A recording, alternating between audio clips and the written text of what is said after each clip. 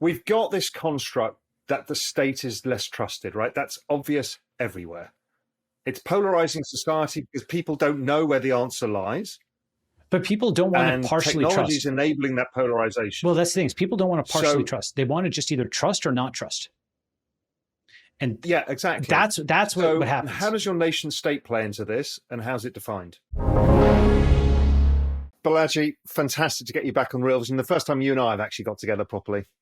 I think that's right. I'm glad to be here. I spoke to some of your friends before, I think a year or two ago. Ash, I think.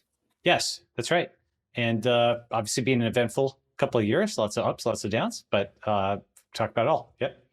Yeah, look forward to this. But before we start, because there's a lot to dig into, I just want to get your story, how you got to where you are today and that kind of journey into crypto, technology, the whole thing. So love to hear that because it frames it for people, I think, nicely. Totally. Yeah. So, very briefly, I really started out as like a pure academic. I spent the first 28 years of my life just doing stats, computer science, electrical engineering, chemical engineering, but all in an academic kind of context, especially in terms of like genetic circuits, which pull them all together, like applied genomics. Then I, started a biotech company that got me into technology. That sold later. And I was, became an angel investor, started investing in Bitcoin, other cryptocurrencies in the early 2010s. Joined Anderson Horowitz as a general partner, helped set up the bio and crypto funds there. Took over one of our portfolio companies, turned it around, sold to Coinbase, became CTO of Coinbase. And then after finishing up there for the last few years, I've been tweeting and writing. I just published my first book titled The Network State. It's a Wall Street Journal bestseller, despite it's free online at thenetworkstate.com. So, people liked it if it's a bestseller, despite being, free online. So now thenetworkstate.com, that's a free book online. I'm writing V2 of that, treating it not just like a book, but more like a book app, And so that's kind of my journey is math guy, tech person, investor. I've been like founder and executive, both engineer and hiring manager. I've been both, tweeter and writer. And I've been on many different sides of the table. And that's my thing. There's a lot of other stuff I can go to, but that brings us hopefully to the present day. Talk to me about your crypto journey, because that's going to be very, very relevant to the network state. Talk to me what you first saw and how your thought process has evolved since you first saw it. Early in the 2010s, like a lot of other people, after the financial crisis, I was, these things that we had taken for granted, these constants had become variables, like, oh, the banks, well, are they actually going to be here tomorrow? Oh, FDIC is actually like a real thing.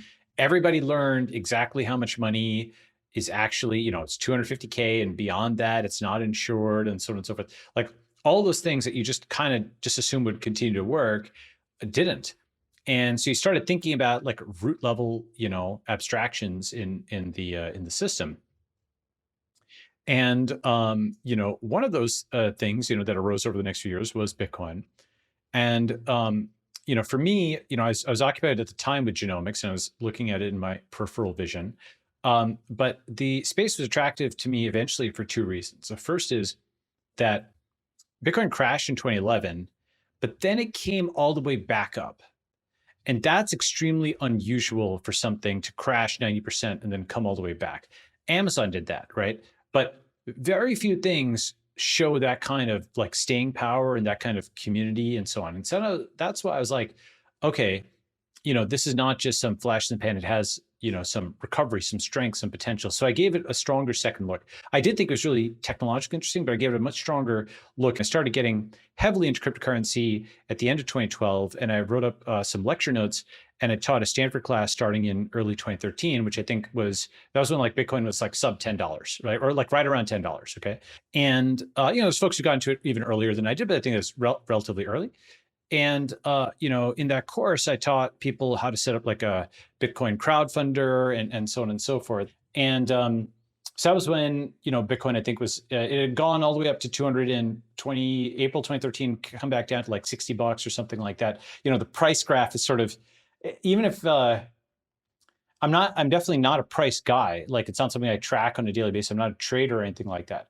But it is something where like certain eras can be described in that way. It's because like there's a difference at $10, 100, 1,000, 10,000, and we haven't yet gotten there, but 100,000. Each of those is an order of magnitude for the whole space, right? And for the improbability of this thing getting to where it's gotten. So one aspect was that aspect of, or one thing that attracted me was that aspect of the constants of the financial system and just the global system becoming variables. And this is true, by the way, across many different, disciplines. Many, it's not just in finance. For example, a meeting, is it an in-person meeting or is it an online meeting? Right. The introduction of digital everything, a document. Oh, is it a printed document, digital? So digital anything just now branches everything, right? And then, if you think about the impact of deconstruction, many things that were constants are now variables. We don't have to get into that, but all the cultural stuff, right? And so that's like one part. And the second part was having experienced firsthand what the regulatory state actually was and is, right?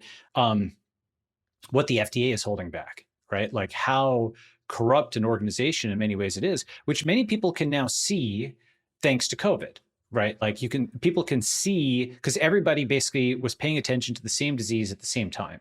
It's not like Alzheimer's or something where some small community is getting punched in the corner and you're not able to see it happening, right? Much of the federal government is optimized for optics.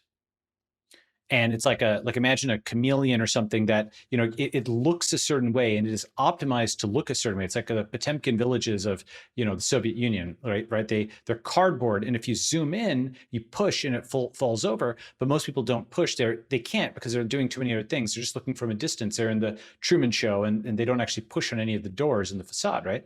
So much of the federal government, much of the regulatory state is optimized for optics. And in the same way that, with the TSA, which people do have some personal experience with, you go through the line at an airport. I mean, when's the last time you've been to the airport at the TSA? And I'll get to my point on Bitcoin in a second.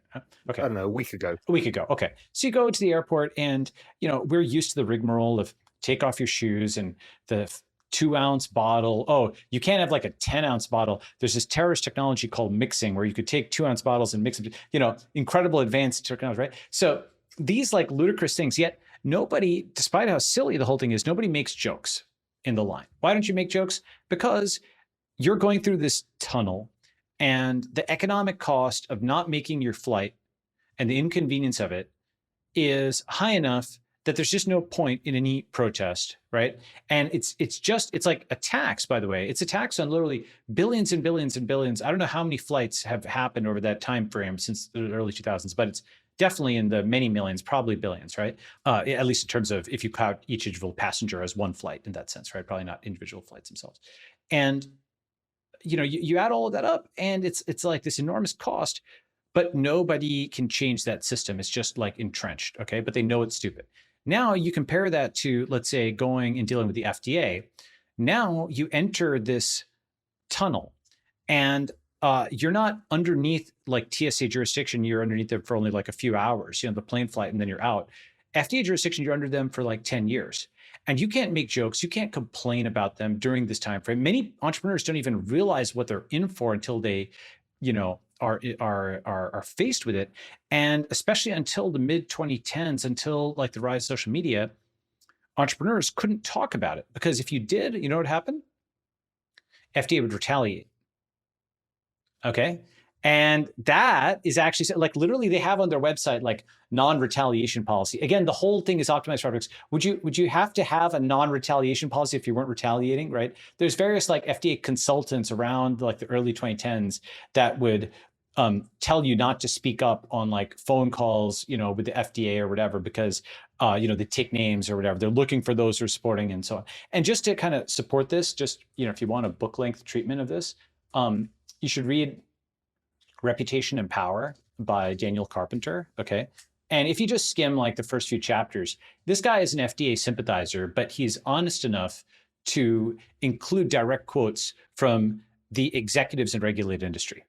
And essentially what happened was all the vim and vigor, all the people who had that heroic attitude of the entrepreneur, all the guys who were in it for the wonder drugs, all of them had the life beaten out of them over the mid 20th century by the FDA.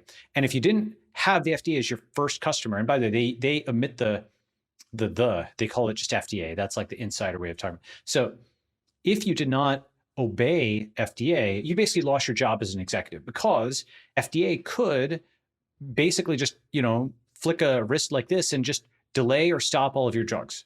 And because everybody trusted their judgment, you're just dead. You're reputationally dead.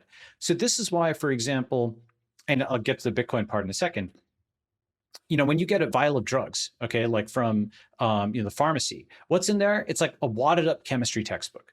The user interface on that is horrible. Okay. I can understand that. Like I know what, benzene rings or whatever are, okay. But like, you have to sit down with a magnifying glass and it's like 3,5 fluoro, this and that, the average person has no concept of what this is. Why is the user interface that bad? Most people haven't even thought about why it's that bad. It's that bad because the FDA makes it that bad. That is the right. It's like the financial disclosure, gibberish that has to be there on websites, right? This is something where there's enough cruft that's accumulated that lawyers will tell you, do this and you're safe. And the alternative to that, by the way, is like there's this company called like Help I Need Help, and they just package the drugs differently. It's like, okay, help, I have a headache, and they've got this. Help, I have, they package it differently. Another version of this is like Pill Pack, where they got people to actually take drugs more consistently by changing the UX, where you print out like labels, and then you just actually have the drugs like individual serving size in each one, rather than having them all in one pharmaceutical box, so you can remember whether you took it or not, right? So like UX is actually just like one area you could innovate on. People don't even think you can innovate on this stuff, right? You can innovate on formulation, all this sort of stuff. Point is, the era of, do you know who Banting and Best were? No. Okay, Banting and Best, the era of Banting and Best, they, you Google them, they won the Nobel Prize. How'd they win the Nobel Prize? In the early 1900s, they came up with the idea that insulin supplementation could help treat a form of diabetes.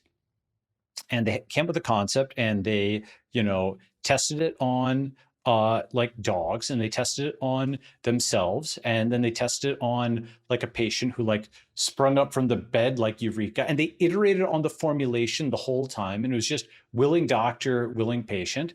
And it was like just a few years from when they came up with the concept to when like Eli Lilly had scaled production for the entire North American continent. Okay, that was a time when pharma moved at the speed of software. Okay, when you went from concept to like scale in like a couple of years, the wonder drug era, right? Now, here's the thing.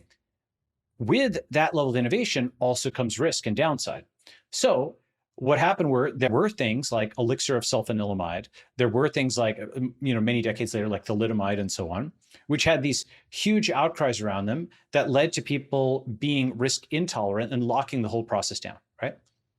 Later, what happened was that level of risk intolerance led to blocking drugs, for example, for HIV patients, okay, and led to ACT UP in the late 80s, where now the FDA, people wore t-shirts saying, if I die, don't bury me, just drop my body on the steps of the FDA. Have you seen those t-shirts? No. Okay, yeah. But it makes sense. Makes sense, right? Now today, we saw with COVID that not just the FDA, but the CDC and the entire public health establishment was saying masks don't work, before they do, and now they don't again. And it's the political health establishment. It's not the public health establishment. It's just like this way, this way, this way. And every time it was like science, capital S science is saying it, right?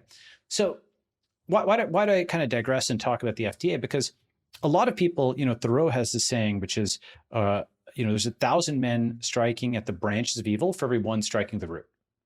Okay. What's the most important innovation we can have? It's life extension. Okay. It's actually possible to do that. I can give all kinds of citations on this if you want. Photographs of guys who've, peer-reviewed, published papers, who have their hair color has come back, right? With mice, there's anti-aging, there's whether it's M&M supplementation, NAD plus, or whether it's with, there's, and in fact, Harari's book, Homo Deus, goes through this at length, that this is probably the focusing mission of humanity now. Yeah, exactly. Right. So, whether you call it transhumanism, I call it optimalism. Some people call it superhumanism. Okay. Where, you're basically like improving yourself. Right.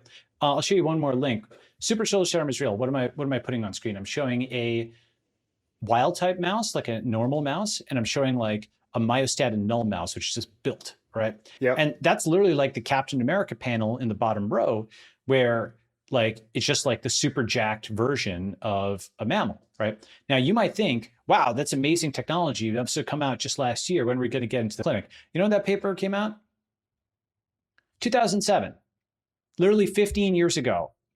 You've never heard of this, right? You didn't know this existed. Instead, we're doing this stuff, which is like, I mean, look, I like 24-hour fitness. I like gyms and clubs and so on and so forth. But are we solving problems, or are we moving the mashed potatoes around the plate, right? Universal healthcare is not enough. We need eternal life, okay? And the thing is, as crazy as it sounds, read David Sinclair, read the Huberman stuff, read, like all the life extension longevity stuff, read Laura Deming. There's a lot of work in this space. I say this as a biomedicine guy, like I know it's like crypto. It sounds crazy, but then you dig in, and actually life extension is much like crypto in another way, which is it inverts fundamental premises. Crypto says user custody is good, deflation is good, central banking is bad, and so on and so forth. And life extension says that the premise of the medical system that you should die and that some little death is good, and that eventual death is good, and that, the purpose of medicine is to repair you, not to make you better. It inverts those premises, right? Okay. Putting it all together, once you understand what the regulatory state is holding back, okay, once you understand that it's not just holding back Uber and Airbnb, which money is definitely not everything, but it's at least a quantitative measure. Uber and Airbnb, that's like $100 billion, more than that if you include Didi and Grab and, Gojek and so on around the world, right? Hundreds of billions of dollars just for taxi and hotel regulations, okay? The SEC, CFTC, this entire alphabet soup of financial regulatory agencies, clearly we're still in the middle of the crypto build-out. It's been holding back trillions of dollars. What is the FDA holding back? It's tens of trillions. It's like $100 trillion. It's like makes crypto look small, which is insane to think about, right? I mean, because you think about what is your reserve price? Would you pay your, like somebody who's like 80 something would pay their entire accumulated net worth to be essentially 20 again in terms of life, right? And so it's the largest market on the planet. Yeah, for sure. So now how do you actually get to that market? Well, the thing that people don't realize is there's something called harmonization. This is the most important thing in technology to attack and figure out. For 10 years, 15 years, this is all I've been thinking about is harmonization, okay? It's like a different way of thinking about it. I mean, it's just a different way of casting some of the stuff I've talked about. Do you know what harmonization is? No. Harmonization, you can Google like FDA harmonization, FAA harmonization, SEC harmonization. It is a process by which the American regulatory state regulates the world, okay? So as an analogy, take a small website, they will outsource their login to facebook.com. Okay. And why did they do that? Because, they don't want to set up a whole login system and so on, right? But now they're beholden to Facebook and they can just shut them off remotely. And in the same way, a small country, Czechoslovakia or something like that, may outsource their regulation to FDA, SEC, et cetera. Yeah, we do it here in the Cayman Islands. So all of our food is all US approved. All of our drugs are UK approved. But we just outsource the whole thing because we don't have the manpower. It's a country of 60,000 people. We can't do it. And it makes sense for the companies as well, because if they're going to be regulated by somebody, they want to just get one check in the US and then be able to export to the whole world, right? So there is this combined corporate government fusion that is pushing homogenization of regulation across the whole world, okay? But as the Chinese proverb goes, the empire, long united must divide, long divided must unite. Okay, so this empire is long united, must divide. Why? Because that harmonization is done by literally unelected bureaucrats that have career tenure in the federal government, sitting in Silver Spring, Maryland, or somewhere near in the bowels of the federal bureaucracy. You don't know their names, okay? But they control biomedical and aviation and energy and financial policy for billions of people across the entire world. Have we run an election on these, the democratic accountability isn't there, right? Because they can't even be drummed out, by the way. They're not up for election. They can't be fired by an elected official. And they have career tenure, so they can't be fired. And no reporter ever names them. Just to put a finger on that, like when you hear about Facebook, what do you hear about? Zuckerberg, right? I actually like, I admire some of the things Zuck has done. I disagree with other things. On balance, though, like I admire the fact that he built something from nothing. It's actually very hard to do what he did. And he did give free, like a bunch of free services. He did I think level up, things, even if we want to do things that are less centralized. Okay.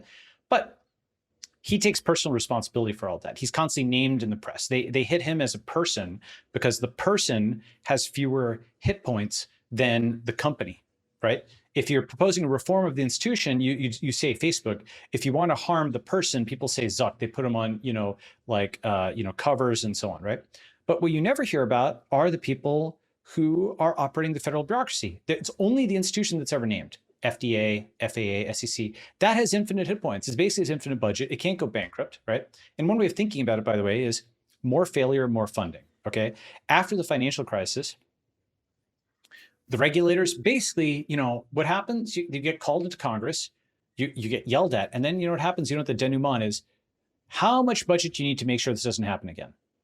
More failure, more funding. This is different. So what happens with a biotech company, for example, the banks are a little different, but biotech kind of sounds like India. It's perpetualized bureaucracy. Well, right? Okay, so the bureaucry is a system in itself. Yeah, so it's interesting. So like India, we can talk about India in a bit. India is really interesting because one of the weirdest things, one of the most unexpected things over the last 40 years of my life is that India has becoming more like America, and America is becoming more like the India of my youth. It's like this insane, right? Insane convergence. Okay, so we talk about that. Put a pin in that for a second. But yes, yeah, it's already on my list. Okay, great. So that crazy bureaucracy doesn't even really capture, because bureaucracy makes it seem like you can just push paper and somehow get through. Bureaucracy makes it seem like the DMV, right?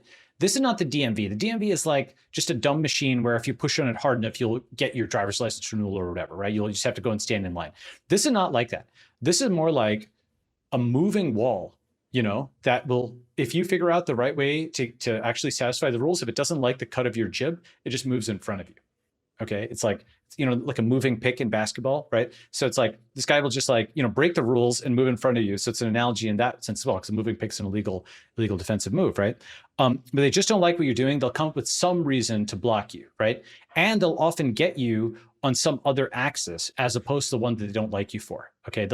It's in going back again to the TSA example, it's called a retaliatory wait time. Okay. The TSA, the retaliatory wait time is you miss your flight. The FDA retaliatory wait time is you lose your company.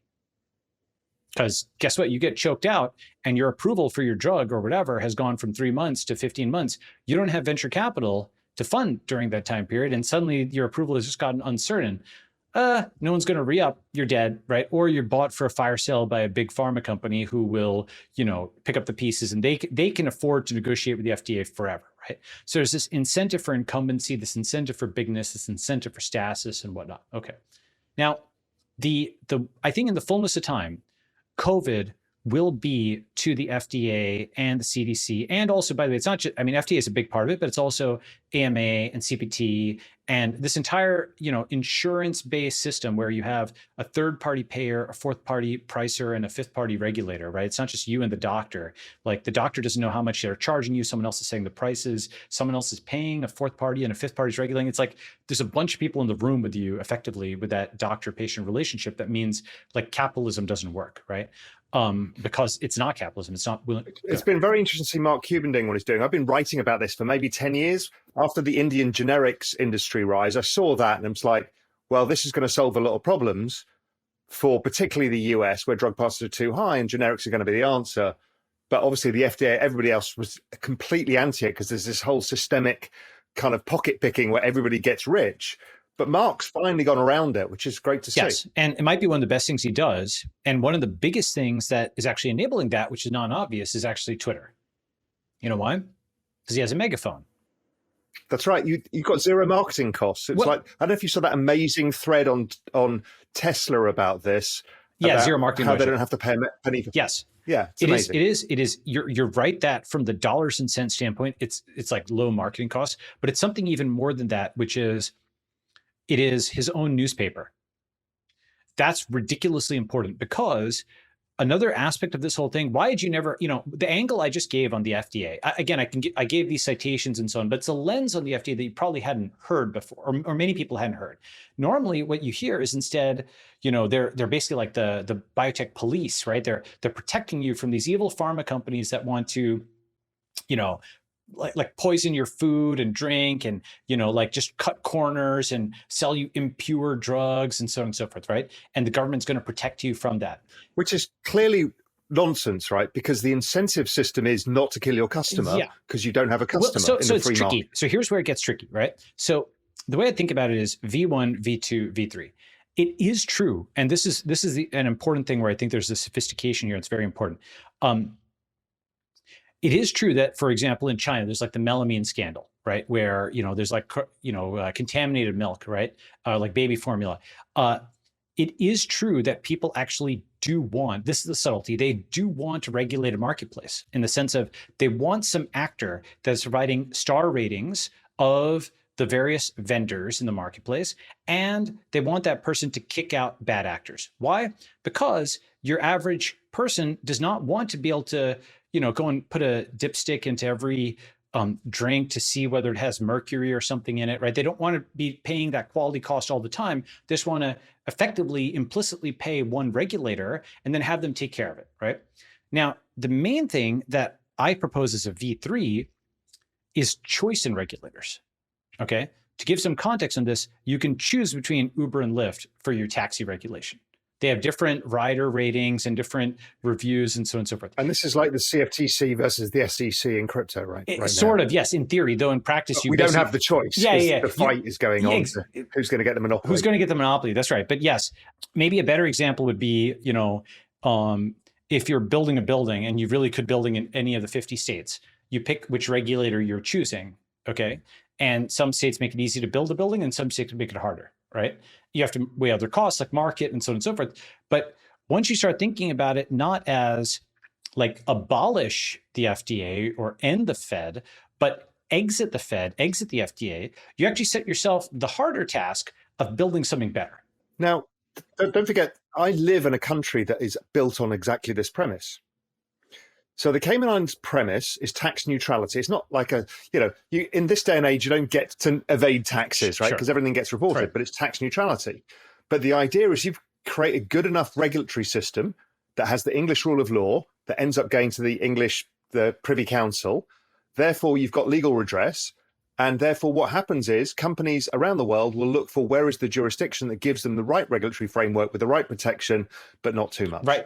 And it works phenomenally well. So you can choose to set up your business in Cayman, the US, Singapore, Europe, and you'll make that choice. That's right. And so, once we think about it this way, right, actually some of the most profitable companies and countries out there are effectively vendors of regulatory services. Harmonization is starting to break up, right? So that huge 20th century arc of the US where it basically like ruled huge parts of the world is starting to actually break apart, and countries are starting to break away. Like you can do some stem cell stuff in Germany, and there's like some drone stuff in parts of the world. There's like self-driving cars in Singapore and financial innovation in places like Dubai or Singapore, right? And Cayman.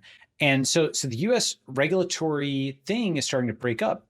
And I think in the fullness of time, as I mentioned, what the financial crisis was in terms of like sort of bootstrapping Satoshi and crypto, COVID will be that in terms of like bootstrapping the exit of the FDA and the CDC and so on, right? Okay, putting it all together, why is crypto an enabling technology for this? Having thought about this stuff for a long time, is because it is, quote, the exit, okay?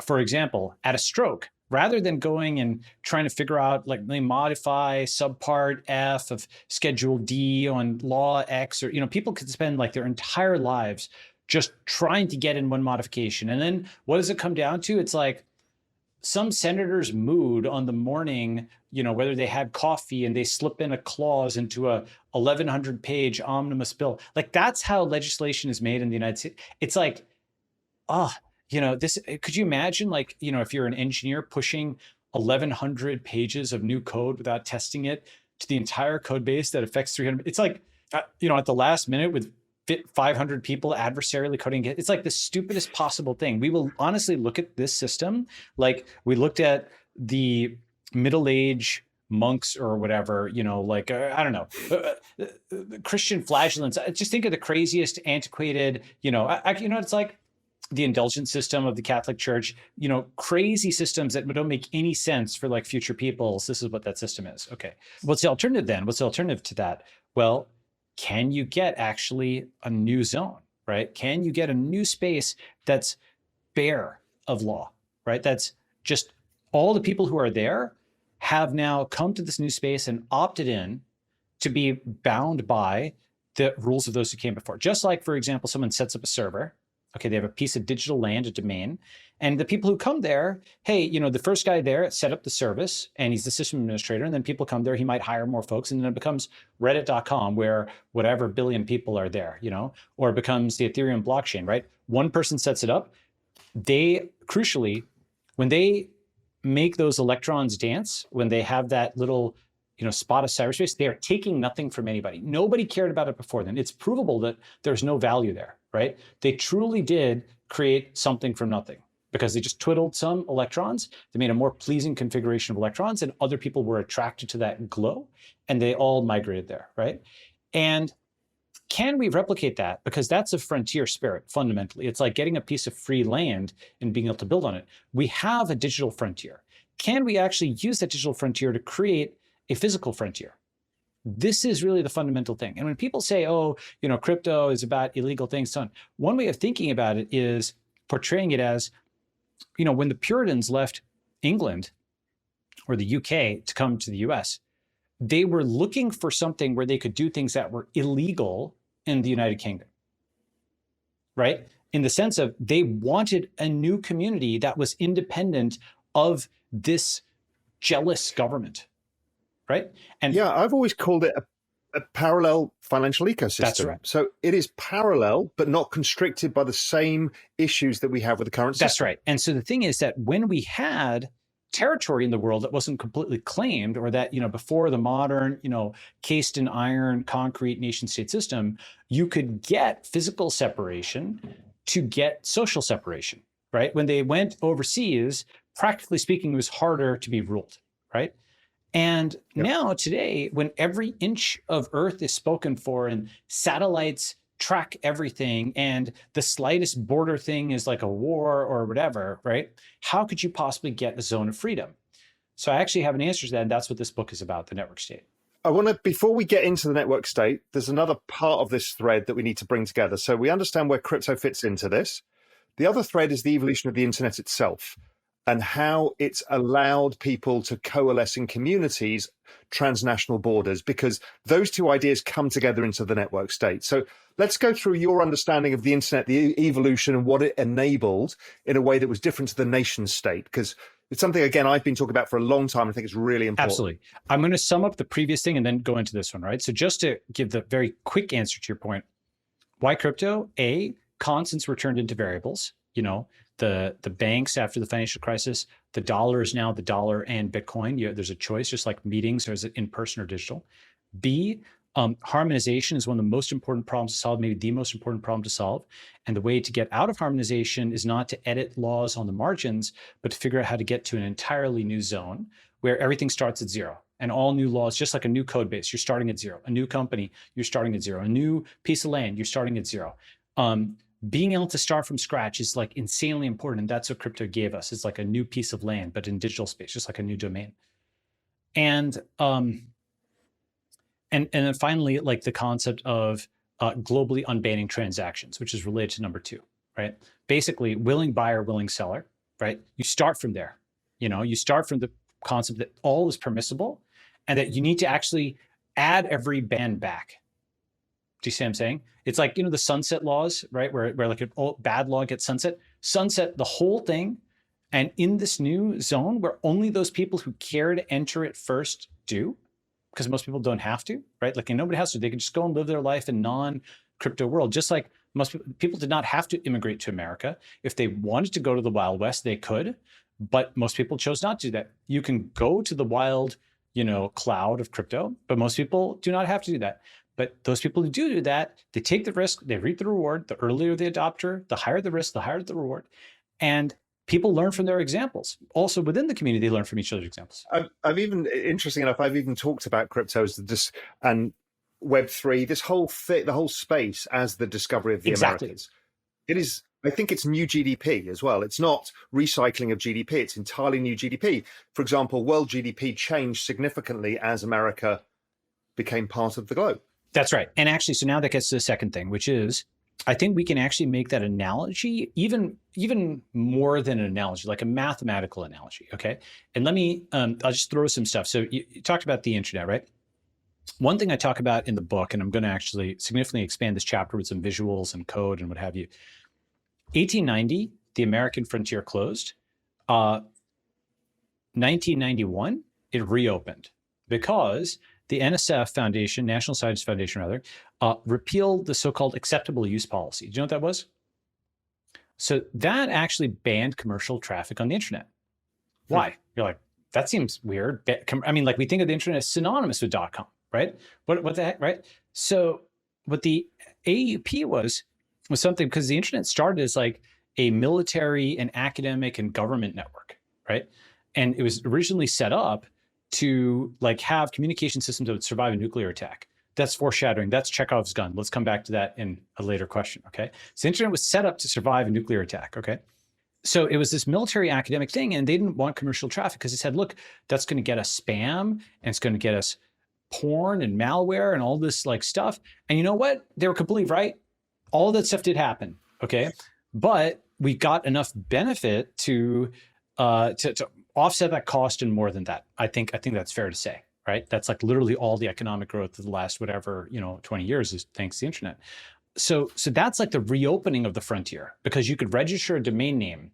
That's really what it boiled down to. You could register, the free land existed. You could build from scratch. And think about how ridiculously important this is. So it wasn't a government-controlled land. It became a publicly available land. I mean, exactly, because the thing is that on a piece of land, I mean, you can build $1 billion business online, but you need 1 billion permits to build a shed in San Francisco. Okay?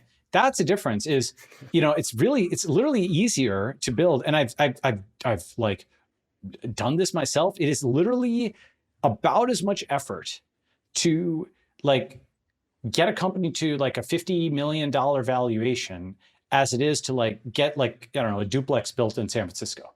Okay. It's like the same amount of just energy that you have to spend. So that's just deadweight loss, obviously. Right. And so what happens is, and this is a problem with the, one of the things that's happened over the last 20-something years, the entire US government was set up under the premise that the best and the brightest would go in. I know that's like a Halberstam thing, but let's take it actually seriously, that the most talented would go into the US government. And that was something that was true from roughly FDR's brain trust to, let's say, Apollo, right? There was a golden age of the US government, which by the way was atypical. Most of the time, you didn't have this massive centralized government in this way. If you go backwards and forwards in time, it was more decentralized. There were great areas of America that did, right? Okay. What's my point? Point is, once you had this Leviathan that was set up, assuming a lot of talented people, and then you had this door to the frontier that opened, right, of the internet, a lot of talented people just started going there instead. First, a trickle, and then a flood, right? And now what's happened is anybody who has any quantitative skill, okay, any technical skill, who's capable of doing basic arithmetic and math and logic and is positive sum, a very large proportion of those people have not chosen to go into the civil service. Why? Because they'd spend, again, 10 years, 20 years of their life editing subpart F or whatever, right? And that's just a waste of their life, literally a waste of their life. Instead, they could go and, be like, just have total control over a piece of land to call their own. How could you be against that, right? That's creative freedom. The same thing is happening to Hollywood. Same thing is, with people going and becoming influencers rather than like Hollywood stars and, trying to get extorted by studios. Same thing is happening to media. People are doing Substacks instead, right? So the old world is just, same thing is happening, by the way, in academia. Professors going and starting companies as opposed to, being a professor.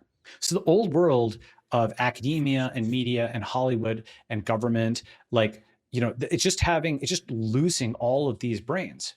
Problem is, this is not a comparative advantage scenario because those who remain in the government have power over those outside. Write the rules. Yeah, exactly. It's not like, okay, I decide to go make oranges and this guy's making apples and we trade. I'm making oranges and this guy is collecting guns to point at me to take the oranges. Okay, so something that was an individually rational thing to do. And by the way, you could also imagine just a thought experiment. If you had like the 1,000 top tech CEOs, all part of the federal government, it would work way better. Why? Because A could put, if there's some stupid regulation or whatever, he could put in a call to B, and it'd be like the 1950s where it's like, oh yeah, that's a stupid law, forget about it, just go and do this. They just executive order it, or they just work around it. They have some interagency agreement. That's how like the government used to work, where there were these guys who were just practical enough to know that this was what was written and this is what the thing actually was. It was in the startup phase of the US government in a sense, right? The whole thing that FDR set up, it had to be nimble enough to win these wars and fight the, Soviets and what have you, right? Then it became ossified and all the best left. And now it's just like this machine that was built for another age, yeah? So there is this thing where I don't fault any of the folks who left. It's kind of a funhouse mirror way, by the way, of thinking of like folks saying, oh my God, these guys are selfish. It's not selfish. It's basically something where you're asking someone to like literally sacrifice their one life, on pushing around paper in a way where there's actually like the curve is against it, right? Because the government isn't getting any better. But the net consequence of this is that you have something where all this energy has now gone to the frontier. And this is now happening not just in the US, it's happening obviously in all these other places around the world. Now India's got like 1 billion people online. You have folks in Nigeria, folks in South America, folks in the Middle East, folks in Europe, and so on. All of them are connecting to this skyhook and getting pulled up by the internet into this new cloud continent that has descended, right? It's literally like, Atlantis, right? Except in the cloud. And a lot of people are essentially telecommuting from their spots on Earth to the cloud. Just to make this a little bit more than just a picturesque metaphor, okay? Here's a question for you and also for your audience, okay? Just think for a second. What percentage of your waking hours do you spend looking at a screen? Of my waking hours, probably 70%. There you go. So most of your life and most of the rest of your life is being spent in the matrix, is in the cloud. Yeah. There's enormous consequences to all of that, right? First, what that means is, of course, physics and math is very important. That describes a physical world. In the digital world, it's computer science and statistics, because it's algorithms and it's databases. It's a constructed environment, right? So that's different than, if you're just sitting at like a desk and typing things, or even you've got a VR headset, the laws of digital worlds are what the programmers have made them, right? And so you can have very interesting, constructed, interesting to human environments in there that just have whiz-bang physics as opposed to the offline world. But first of all, our intuitions of the physics literally change, okay?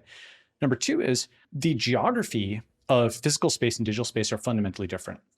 And this is actually like, I could literally write a whole book on just this, because actually you take a simple concept, you can take it very far, okay?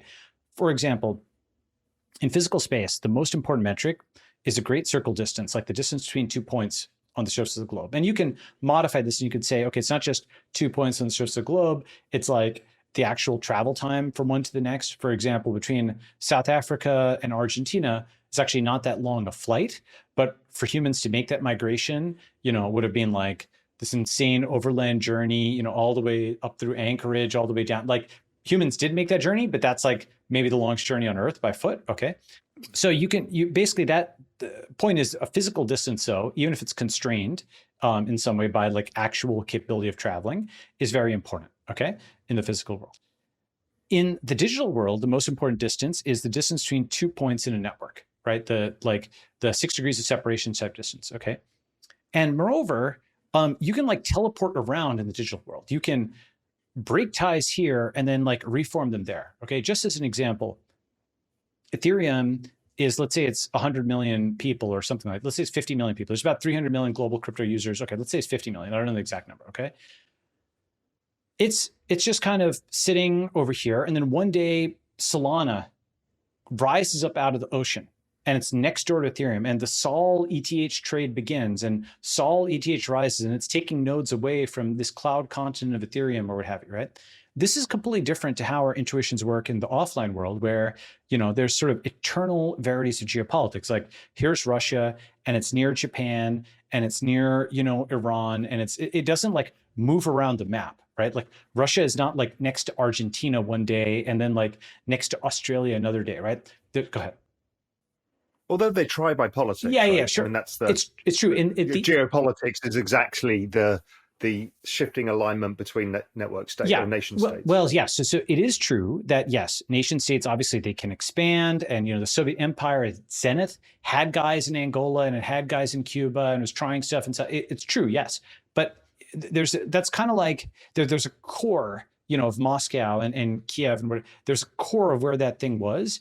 And that core, unless that ethnic group just loses their territory and, it's like the guys in the Bible, their ethnic groups that just got totally wiped out. Unless they completely lose their territory and get wiped out, they basically have a home base and their neighbors are pretty much constant over the centuries, right? And even as they shift ideologies, like, the Russians under the Tsar, Japan was their enemy because of the Russo-Japanese War. And even when Russia went to communism, Japan was still their enemy because now Japan was ultranationalist. And so, this is something where even if the ideologies had changed, the geopolitics remained the same.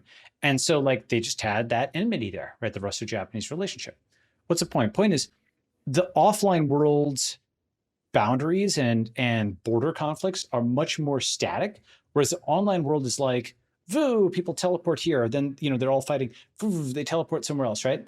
And you can have mass blocks and you can have a totally new thing coming out of nowhere. The digital geography is different. And when I say geography, by the way, in math, there's this concept of a distance metric, and you can literally do cloud cartography. Yeah, for sure. I mean, you can map the entire thing out and you can see the shifting borders and everything. That's exactly right. Yep. And so, one way of thinking about it, you can almost imagine the 2D surface of the Earth as being like a network where the distances between two nodes, it's like, between two intersections of a city or between two cities, right? And then you take that and now you've got something like that in digital space, but it's just much more complicated. Okay. So once you start thinking about things in terms of digital space, right, you realize that things like Facebook, things like the internet itself, what they basically did is it's like, here's the Earth, okay? And it's like we created a parallel Earth of nodes, okay? And, Jack Butcher did a great visual of this. What the internet did is it cloned the Earth, right? We have physical space and we have digital space. And the distance between two people in physical space can be wildly different from their distance in digital space. Like you and I are now adjacent to each other in digital space, but we're whatever 1,000 miles apart in physical space. Conversely, there's folks who are, I don't know, a mile away from me in physical space that I will never meet in digital space. They're much farther away, right?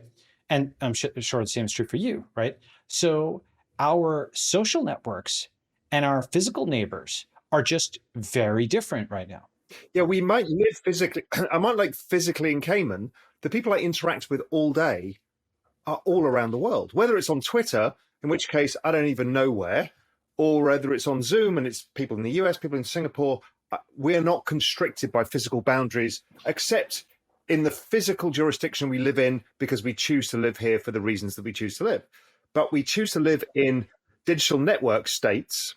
Well, let's call them communities first before we get into the network state, because it's a broader we live in digital communities that are not physically, have no physical proximity, but have mental proximity, let's say, or ideological proximity. Yes, that's right. And the thing about that is a intermediate phase that will eventually resolve like a rubber band snapping, right? Because you have, you know what the least popular word in the world is, but maybe the most important word in the world, like by 2030, 2035? Okay, re-centralization. Yeah. Okay, why? Centralization, decentralization, re-centralization. Why re-centralization? Because you unbundle and then you bundle. Example, you have the CD with the songs and you unbundle it into MP3s, and then you rebundle it into a playlist. Okay, you have the newspaper and you unbundle it into individual web pages and you rebundle it into a Twitter feed. Okay. Well, even nation states do this as well. They bundle, unbundle, rebundle. Yeah, bundle, unbundle, rebundle, right? I mean, and don't forget, World War II was essentially the unbundling. Well, it was the rebundling again once you set up the rules-based global order system that followed it, which was a rebundling. Yes. And now we're looking at multipolarization again. So this is the unbundling. I mean, another example, like, you have the individual authors. They get all, you have authors at a magazine. They get unbundled into individual Substacks and blogs, and now they're rebundling into like group Substacks and like group blogs, right? And so this is the empire: long centralized must, or long united must divide, long divided must unite, right? That's just this constant cycle. Now, the thing about that is it doesn't mean we end up in the same place, okay? So there's an aspect of both cyclicity and progress to it. This is what I call the helical theory of history in the book, okay? So there is progress in the sense of, playlists of songs are actually better than CDs, even if they've got a similarity to them because they're more dynamic. And the heliocentric is what you're talking about, is an improvement that goes like this. Yes. I've read the book as well, and it's the improvement that increases, but most of the time you don't realize it's increasing because you think you're going around in circles, but in fact you're improving. That's right. And moreover, the thing about that is it's not guaranteed to increase, but we have a shot at it increasing, right? So this is meant to sort of push back on the concept that re-centralization just means new boss, same as the old boss. So it's not, and I believe this. The world is not. There is a cyclicality, but it's not mean reversion. It's not mean reversion. That's right. So like, if you want to do like a parametric curve, like x of t could be cos of t and y of t could be sine t, but z of t could be t. Okay, so it's like it is a circle on like look down on this axis, but it's like rising up. It's like a helix, right? Okay. Yeah. So that is like one model for what the world is, and it's a useful thing because otherwise you find people arguing: is it the linear theory of history? Is it the cyclic theory? Why not both? Sometimes like point of view is worth 100 IQ points. As gosh, I forgot who said that. I think it's like Alan, famous computer guy whose name is blanking right now, and I'll remember him after we finish. But not Turing, but it's hold on, I can find the guy. Alan Kay, that's what it is. Okay. So point of view is worth 100 IQ points, right? And so why bring up that cycle? Because centralization, decentralization, re-centralization, centralization in legacy nation states, which have the implicit assumption that those people who are nearby physically share culture. And because they share culture, they agree on law, right? And that assumption has been broken with the internet, where Snapchat is on a straight line with the dissolution of the nation state because people are sharing intimate moments with folks 3,000 miles away, but they don't know their next door neighbor. Okay? When that's happening, the geography no longer reflects the ideology. And that's like, something which won't endure forever because it means much of the space around you is actually wasted space. Why? Because you're just silently hustling past, the hallway. You walk out of your hall and there's like 50 closed doors if you're in an apartment. You don't know any of those people. You not recognize any of them, but they live, 10 feet from you, right? You can't like knock and, like borrow sugar or like, they can't leave their kid with you or something like that. There's zero network effect, so to speak, from this incredibly high value space that's like right next door, right? Why do I say that that's a very high value? So the closest thing to this, that like a real community that, cosmopolitan-ish people have experienced is college, right? College, you have a community that's actually highly selective, right? It's like one of the most ruthless at enforcing borders in the world. So the most ruthless border control, Harvard. Okay, absolutely ruthless. And one of the things, Stanford also, like, there's this, in the 2000s, there's this case of a girl named Asia Kim, I think. And she actually snuck into Stanford and pretended to be a student. Okay, and she like just slept on the beds or whatever. It's like there's some window that was open. And she was like an illegal immigrant to Stanford. Okay, so Stanford kicked her out or whatever. But the point is, like, for those things that the establishment really cares about, they are totally, they're not letting anybody in the New York Times company Slack. They're supposed to leak your Slacks. You're not supposed to leak their Slacks, right? It's all Leninist who whom or Carl Schmitt's, like friend enemy, right? It's basically just they are particularist even in the guise of universalism, okay? And when you see that and you realize, okay, some sort of selective membrane is responsible for some of the institutions in the world that are thought of as high quality, or at least were high quality. I think Harvard and so on, Stanford have all dropped off dramatically over the last few years. A lot of the talent has left, especially at the prof level and so on. But once you realize that selective membrane is actually really important to building those institutions, I mean, crucial. The whole point is that people apply, people get rejected. They brag about the rejection, the admissions rate, I'm sorry, the rejection. That entire thing is a whole foo-fra that everybody's used to working hard, maybe getting rejected. Like that's accepted, that border control is accepted, okay? So if you think about like how a college does it, okay, why should only the richest and most powerful groups, these tax exempt institutions, Harvard is this multi-billion dollar endowment, right? And, bully for them, I think the endowment guys are very talented. I have nothing against the endowment guys.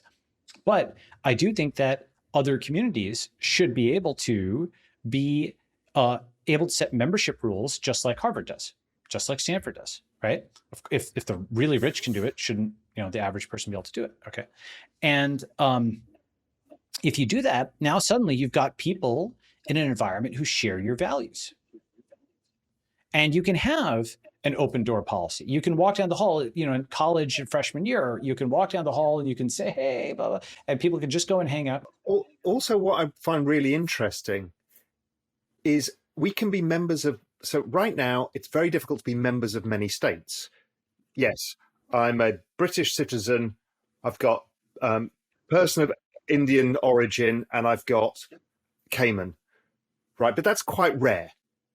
In the digital world, we can live in 10 different communities all at the same time on very discrete things. Some can be broad, like financial Twitter.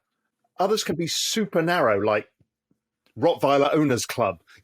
And it's very, very different because you can microserve community. That's right. And I think we will eventually have, maybe actually quite soon, most people have like one or a few passports. Actually, most people have just one, okay? Then some have a few. But many people today have hundreds, if not thousands of logins, right? And maybe dozens of cryptocurrencies, right? And I do think the crypto passport will be a huge thing, massive thing.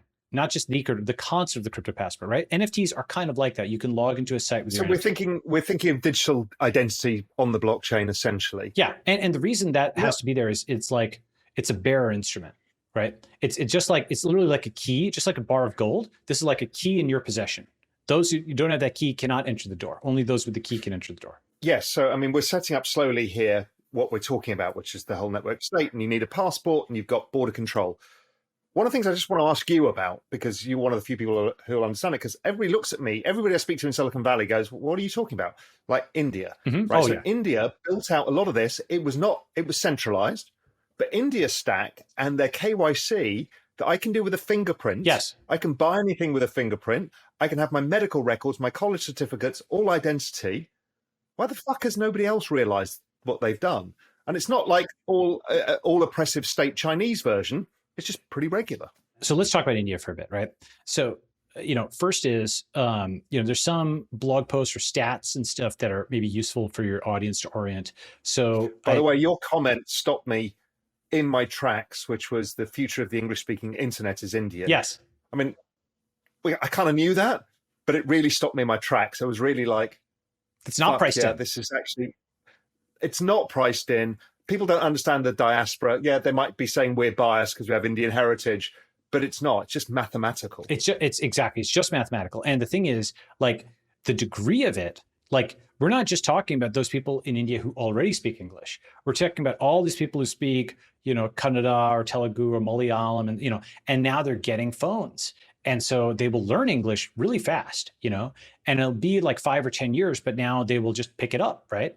And so, like, the majority probably of the English speaking internet will be non-American. The plurality will be Indian. And of course, you're going to have huge Nigerian representation, Filipino, all of these other places. The assumption has been that if you're on the internet speaking English, you're basically likely to be an American. That assumption, America is going to be decentered in that sense, right? Most of the users and stuff will be Indian, like most of the followers. So, I wonder if, go ahead. Just as adjunct, because you'll enjoy this, is English people have seen the English language being taken by Americans and changed. Yeah. And you'll appreciate English Indian, right? When Sure. The Times of India, like or the this, cricket, right? It's hilarious. Yes. It's a whole different thing. And that's going to be likely a predominant version of English it's in 30 years' time. Well, so it's really time, interesting. So I'm not sure exactly how it plays out, and here's why: is one of the things that's happened over the last 5 years, where your followers are aware of this. That's why they're subscribing to Real Vision and so on. But if you just pay attention, and it's hard to actually, it's easier nowadays. But like the mainstream press, or actually, I call them the downstream press. You know why? The mainstream media is downstream of the internet. Things happen on the internet, and then they register in the mainstream media. Okay, I'll probably tweet that or whatever afterwards. Absolutely right? Correct. Okay. They are now commentators of what happens in these other social networks. That's exactly right, right? And so they are downstream. They are no longer, like, especially post 2020, 2021, that was like their sort of last hurrah, kind of thing. And I feel like just a switch flipped and we just entered a different era, basically post 2021. It's like Substacks, few things that all hit at the same time, right? So if you listen to the downstream media, okay, you will only hear about intra-American stuff. The degree to which they've become so inward-looking, they only comment on other countries as hate objects or threats to democracy, et cetera, et cetera. And it's amazing how many threats to democracies are. Tech is a threat, Trump is a threat, crypto is a threat, Web3 is a threat, Hungary is a threat, India is a threat, China is a threat, Hungary is a threat, Brazil is a threat, Brexit is a threat. I'm sure there's more. The Saudi, whatever. Every country in the world that is not like under the thumb and like basically Canada or whatever is a threat to democracy. But those people who, like Canada, are unbanking or surveilling or deplatforming or otherwise defenestrating their citizens, well, it's okay because they're doing it to protect democracy, right? And so the word used in this way is actually being used as to define a party and not a process. Let's first take the example of China, because I think this is a ridiculously important point. So from an outsider's point of view, communism is whatever the Chinese Communist Party says it is. Guess what? Today, capitalists, they can be in the Communist Party. Oh, guess what? Bo Xi, he's like a Maoist, but he's like out, okay? So it's not what's written down in the words. It's basically whatever this network, it's literally a subgraph. It's very quantitative. You could literally take the 1.4 billion Chinese people. It's an adaptive mythology. It's adaptive. So it is, but so unlike, let's say, Catholicism for hundreds of years was a non-adaptive mythology until churches split and stuff like that. If China seems, and many of these are, they have the myth, which is the organizing set of principles. I will say Protestantism was Protestant was more universal than Catholicism, but let me come back to that one in a second, right? So here's a very quantitative way of thinking about it. If you take the 1.4 billion Chinese people, there's actually 95 million of them roughly who are CCP members. It's actually a much larger group of people. It's not just the government. It's like they're through all of society and so on and so forth, right? It's like a prestigious thing in China to be part of CCP. It's like, it's a little bit like being part of the Democrat Party plus having an Ivy League degree, kind of like that, right? Because only 6% of society is CCP, but you're encouraged to be part of it. Okay. So you have this 1.4 billion, then you have the 95 million, and then you kind of go inward, and then you get like the core, like the governors, and then the standing committee, and then you have like Xi at the top, right? Okay. And one way of thinking about it is that is literally, you can visualize all those nodes in that digital space that we talked about. And communism is whatever that central network, which it has concentric circles, right? There's the most in group, and then something outside, and something outside, and then there's the CCP members, and then there's like all of Chinese society, and then maybe there's a diaspora, and then there's the rest of the world outside, right? Communism is whatever they need it to be, okay? And so what's in yesterday might be out today, and some stuff that Hu Jintao said, we're not going to be talking about that anymore. We're going to stress what Comrade Xi has said, now it's common prosperity doctrine. We're not as much about, like who's harmonious society. Okay. Communism is whatever they need it to be. And the thing about it is it's full spectrum. You hear about, for example, the Hong Kong protesters. But if you think about all the different crackdowns, right? They cracked down on Bo Xi, okay, in 2012-ish. They cracked down on Hong Kong. They don't like Taiwan. They don't like the US military, of course. They don't like the Chinese tech billionaires now, like Jack Ma and Pony. Like all the Chinese tech guys are getting a horse head in their bed, Many of them are leaving the country as a function of that. They actually even don't like, and this is more visible within China, there's some people who are so traditionalist that they're still mad about Mao. I mean, which is actually a good thing to be mad about, okay? But like, there's folks who are like, oh, he was really bad. So that's a deviation from a different angle. That's not like a universalist human rights angle. It's not as visible to us outside. There's a deviation in, obviously, the Uyghurs are, getting hit very hard. You have, Falun Gong, yet another. So there's many different kinds of ideological deviation. The tech libertarians, the human rights people, the Uyghurs, so on. But all of them are basically disaligned with that central group, right? CCP. And so it's not really accurate to say, oh, left, right, et cetera. The center is CCP, and then anything that is outside of that is a threat to communism, right? It's a threat to the Chinese people and so on and so forth. Okay. Now, when you think about the American system, okay, there is very similar. You take all 300 million Americans and you kind of graph it. And it's like, then there's like folks who are government employees, like 6 million government employees. And then you go inward and there's like the most prominent journalists and academics and professors and bureaucrats. And of course, elected officials or whatever, but those are in fact, in some ways less powerful than the unelected officials, which is a good term, by the way. The unelected officials are the control circuitry outside the US government that controls the US government, in the sense of, the press holds them accountable. And if it holds them accountable, it's upstream of them because it can get them fired, but not vice versa, right? Okay. So you have the control circuitry and you have the government itself. And basically, I argue that anything this group does is by definition democracy. That's how it's operationally used. For example, you can invade Iraq. Well, it's still a democracy. You can blow up Syria, still a democracy. You can surveil the entire world against their will with the NSA, basically repealing search and seizure, the Fourth Amendment, still a democracy, right? You can bail out the banks. You can have the Fed chair is not elected. You can have unelected bureaucrats, still democracy. You can have 700 military bases throughout the world. You can have John Bolton admitting that they launched coup after coup in different countries, right? You can have all of these declassified documents saying this stuff. And, you can even argue, by the way, that some of this, and I would actually agree with this, some of this was necessary to fight off the Soviets during 1945 to 91. I would agree with some of that stuff, at least during the Cold War. I would use two terms. One is democracy. The other is, which is a very American term, only ever used in America, is freedom. Well, I'll come back to the freedom part. So that's going to be another network. Under freedom, all right. So that's going to be another network in a second. Point is, when you get somebody on the spot, you name all of these things, right? Nothing that this network does, it defines whatever it does as democracy, and whatever is not it as threat to democracy. Once you understand that is a party. Right. And it's like, let's say it's mostly Democrat, but there's lots of Republicans. There's like Frum and now Cheney and, like the neocon, like they're all there too. A lot of the statist Republicans and so on. Right. And you have to sort of necessarily be political to talk about some of this stuff. So point is that group, anything they do is democracy. And now anybody who is building up power outside them is a threat to democracy. So tech, threat to democracy because it's its own network. Trump and MAGA, threat to democracy. Putin, threat to democracy. China, threat to democracy. India, threat to democracy. Oh, they're fascist and authoritarian. Saudis, Hungary, France, Brazil. Basically, anybody that is not either within this social network or like basically their allies. So Canada or Western Europe, anybody who doesn't, one way of thinking about it is. It sounds like the Bitcoin state to me. Well, it's coming. So I'm coming to this point, right? So do you see the map of who denied Snowden asylum? Okay, so here's a good question. So there's a bunch of countries that sanctioned Russia over the Ukraine, right?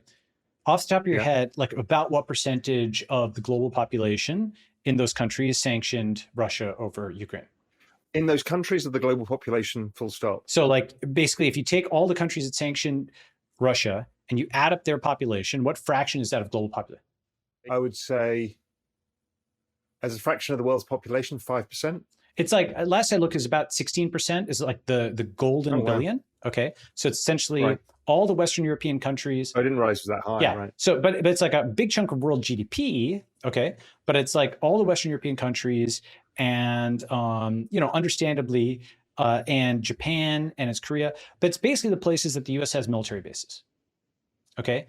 And one way of thinking about it is, another way of thinking about it, can you name a country that is considered a democracy that does not have a US military base or was not like a British colony at some point? It's pretty hard to do so. I can name one, right? But if you try, you'll see it. Go ahead. It's not easy. It's not easy. Germany, that's got a US military base. Japan, US military base. India was a British colony. Israel's a British colony. And India and Israel are like pulling away in some ways. So they're flawed democracies. They're getting like downweighted. And so you can literally order all of these social networks by their distance to the US establishment social network. And that is the degree to which they're talked up as being examples of democracy, right? Would you suggest that the rules-based global order system is just the US network extended? Exactly. That's right. The number one rule of the quote rules-based order is that the US makes the rules. Right? That is the rule of the rules-based order, right? The US has admin rights. Okay, it's a super user. It has root control. Okay, this is of course exactly the reason that China does not want it. That does not mean China is good. Okay, and just for me to say that these other groups are at odds with the US establishment does not mean I endorse all of these groups or any of these groups necessarily. I'm just observing that, observing right? them. With China, their big thing was, and it looks very smart in retrospect. It looked really stupid at the time they did it. Was censoring or blocking all foreign social media and building their own, right? Blocking all these foreign services. They basically had that sort of instinctive communist or nationalist or whatever you want to call it sentiment that the Chinese state should have root, right? That was valued over any short-term economic consideration, despite, Zuck like offered to name his son or his child, I forget, after, like Z was getting naming rights on his child to let him into China. Didn't work, okay? Bold move, right? But point is that with China, their strategy was fork the root, right? Whatever worked in the West, they would copy it and they'd fork the root. This, by the way, is completely different from Japan, right? Some people said, Japan didn't beat the US, so why would China beat the US? Japan has always been a vassal state for the last 70 years, right? You've got US military bases there, right? I haven't dug into all of this, and there's probably somebody, who like as part of Real Vision or your audience that would know more that could speak Japanese. There's a guy, Michael Hudson, who's a very interesting history of Japan in like the 80s and early 90s. And essentially he argues that the US used its super user powers to sort of like its root control over Japan to like force them to like set up factories in the US and buy treasuries and so on and so forth. Basically, the US has certain switches at a top level where it's like, okay, we're going to cut off military aid, or we're going to do X, Y, and Z, which Japan can't retaliate against. And one way of seeing because the game of geopolitics is the game of creating dependencies. Yes. Once you create a set of dependencies, nobody can leave, right? So, like one of the things, like the US's network that's most powerful is obviously the network of money, right? So now we're seeing probably come back to the the point. use Yes. of global swap lines as a weapon. Yes. But so I agree. Money's so it's kind of you could produce you could cut it different ways: money, morality, and Marshall, right? So money network, Marshall network, right? Okay. So the money network, you're totally on point with that. The moral network is the network of NGOs and human rights activists and so on and so forth, right? But if you read Easterly and Levine or various kinds of studies on charity and aid, right? There's a good study on like Priceonomics, like Chris Blattner's written this up. One of the most effective, perhaps the most effective aid thing in the world was a business plan competition in Nigeria, right? Why? Because, charity and investment are both structurally similar in the sense of there's a queue of people competing to get some rich guy to give them money, okay? Or rich institution, whatever, right? The difference is that with charity, each person's incentive, let's say there's 100 people, each of those 100 people are incentivized to be the most pathetic, to be the most sympathetic, right? To get to the quote front of the line by either exaggerating or creating or imagining or talking up their various maladies and so on so they can get that charity. And in extremists, this leads to the scene in Slumdog Millionaire where, the guy chops off the limbs of that kid so they're a more attractive beggar, right? It's like learned helplessness, right? Which happens in India. That happens terrible things like that do happen. Exactly, right? So the point is that basically it's like learned helplessness. It's like be as pathetic as possible because that's the incentive structure that's set up. The most pathetic wins, right? The one who seems to be the quote most deserving of the charity.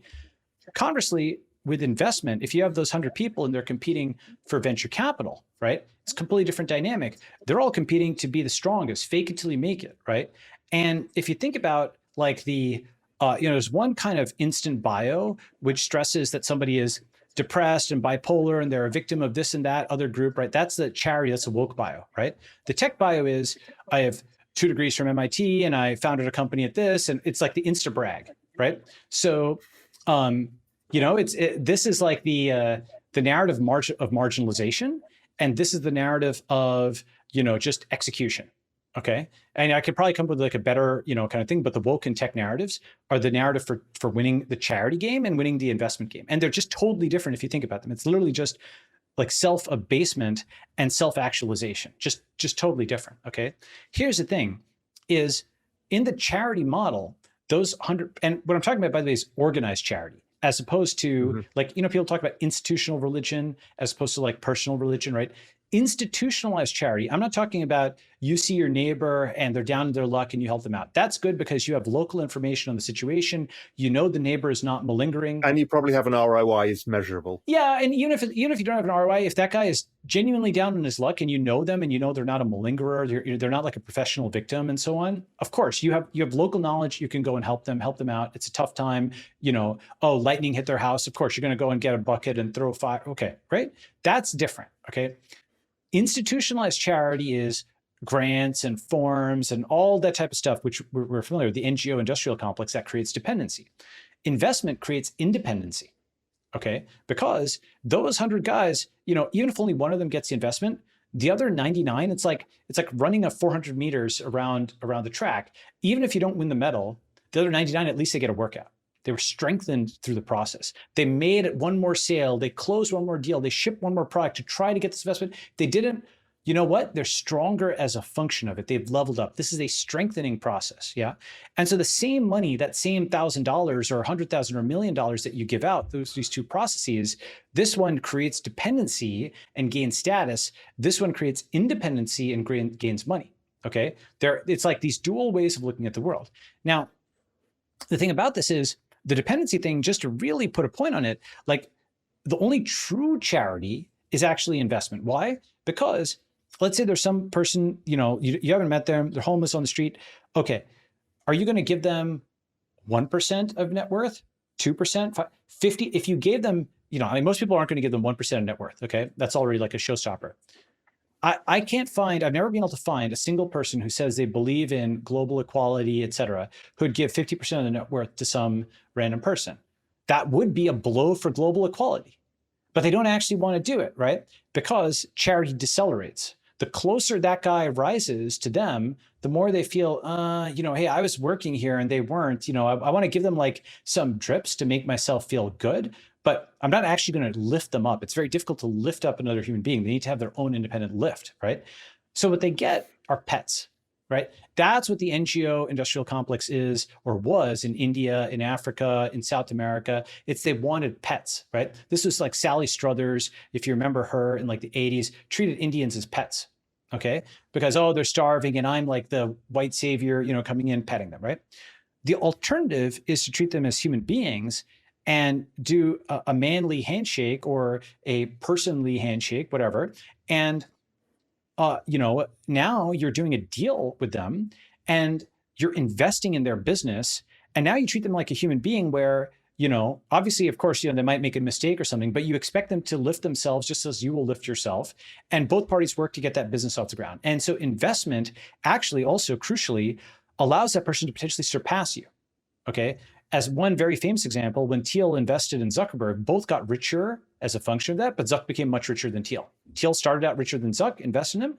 Zuck became much richer than Thiel. That's just a famous example. That same thing happens all the time when you invest in somebody's business and they do really well. You want them to become a zillionaire, and then you have a cut of that zillion, okay? And it doesn't have to be, by the way, on the scale of like venture capital. You could invest in somebody's, I don't know, you give them a loan or you give an equity investment in their farm or something like that. And you can do well in that. All these different kinds of finance, depending, you have to make the economics work, but you can make it work, okay? So the point is, this is really the, give a man a fish versus teach a man to fish proverb, just kind of explained out a little bit. But once you realize that the entire like US NGO network is to foster dependency in the name of charity, you can actually see this more clearly. For example, India was doing something, and I remember there's this viral thread on Twitter where like some British people were mad that they were doing it. And they were like, we're going to cut off their aid, right? 50 million a year, like the UK was paying.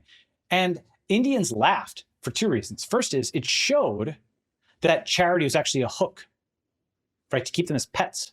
It showed it, the mask kind of dropped, right? You're doing something we don't want you to do. No, we're going to pull the money. Okay. They wanted pets. They didn't want actually independent agents, number one.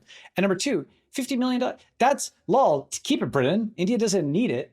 That's like one VC round. That's like a country to country aid. That's something that's like the change out of the back pocket for the Indian economy. Now we don't need it. We stand on our own 2 feet, right? That's how they become, authoritarian. Oh my God, threat to democracy, because they are independent. Once they're a threat to this social network's dominance, they're independent, right?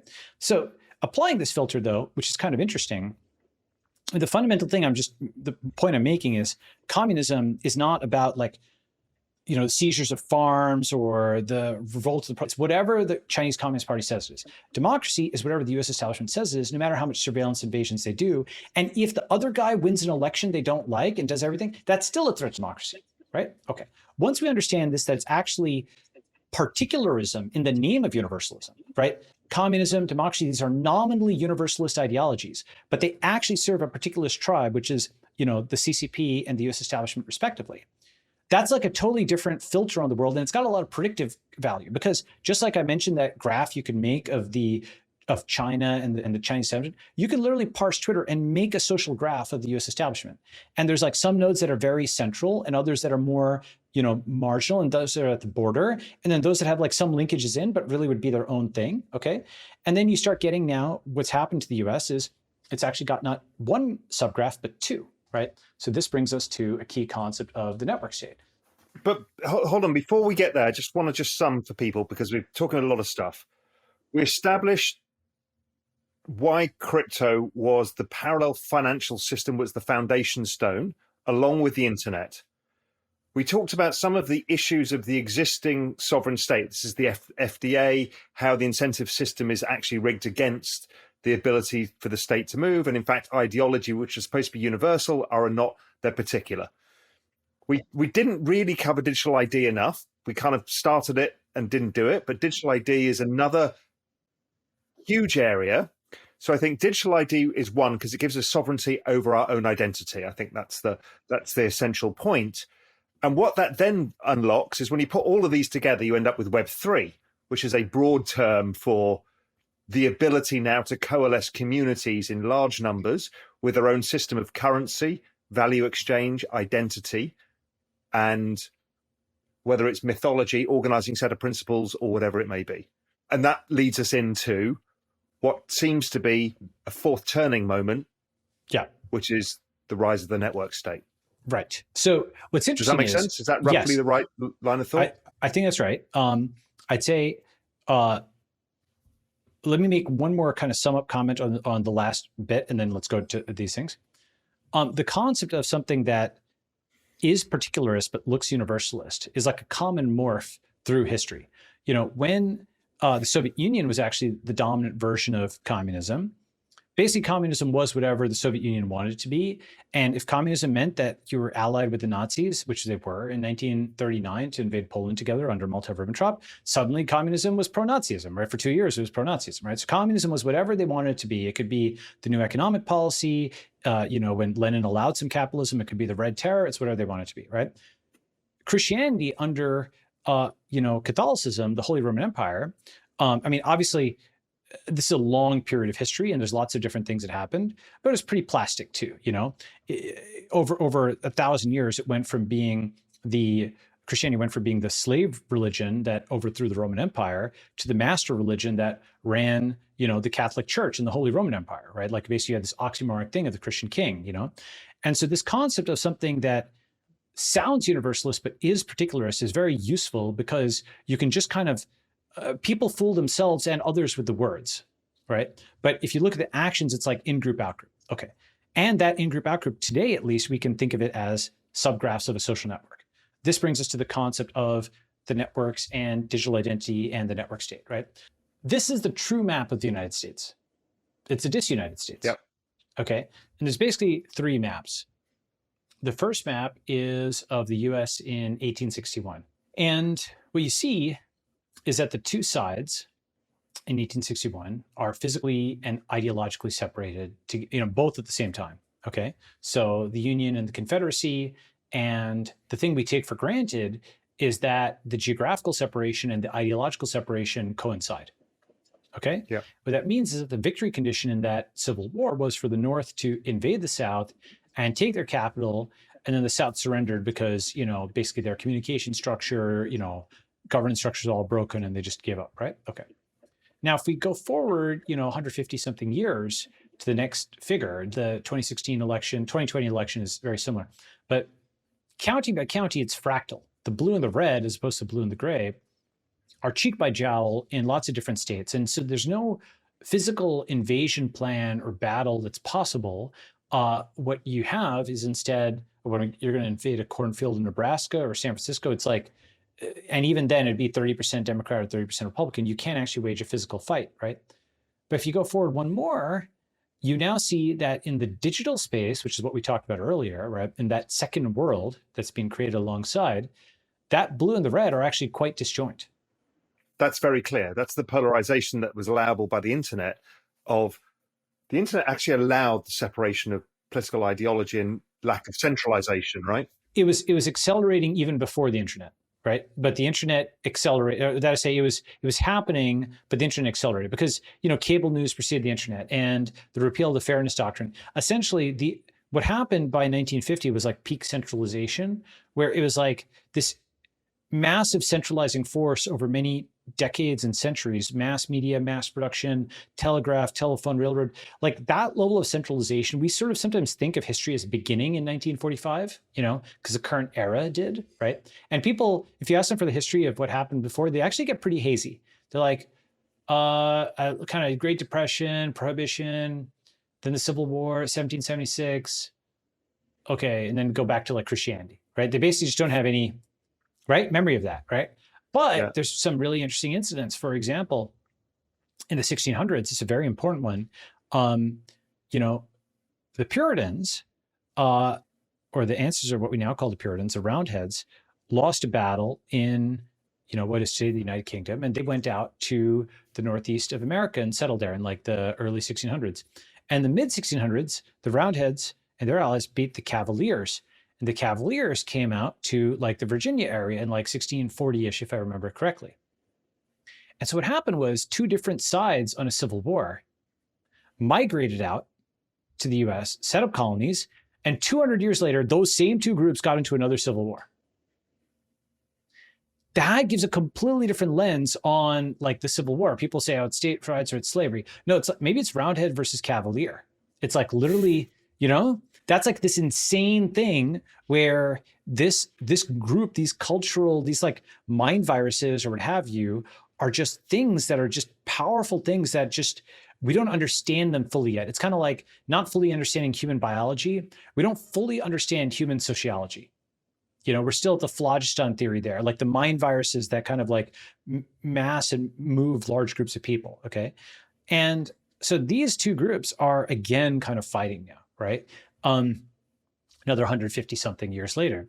And so, that's why the US is not really a nation state, even though we use that term. Do you know the difference between the nation and the state? No. Can you rattle it off? No. Over the last 10 years, we've all learned to rattle off what the properties of a currency are, right? Currency it's a store of value, it's a medium exchange, and it's a unit of account, right? You've heard that a bunch of times probably, right? And we didn't really have to think about that in the 2000s. Like I couldn't rattle that off then, but now, once you thought about what is a currency, you have things that are currency-like, but not quite currencies. That was the big thing of the 2010s. Like, what is a currency, right? So hold on, I'm going to guess this nation versus state. So nation, I'm thinking, is the physical place where you live that is guided by a certain set of rules, and the state is the set of rules. Close. The nation is the people, and the state is government. Okay. Right. Yeah. And the land is yet like a third thing or whatever, which we can come back to. But so for example, it's a little bit old fashioned when people talk about, so one of the things about that, nation has the same like root, like as natality. So common birth, right? So common descent. So like the Japanese nation, right? And that's the Japanese people and culture and language and so on and so forth, as distinct from the Japanese state, which is this creamy layer of administrators above them. Okay, which could be the Japanese Empire, and then 1945, 46, it's like actually the American state above them, right? The state was not the people. The Japanese nation was different than the state. And then eventually they got the kind of democratic Japan installed there, right?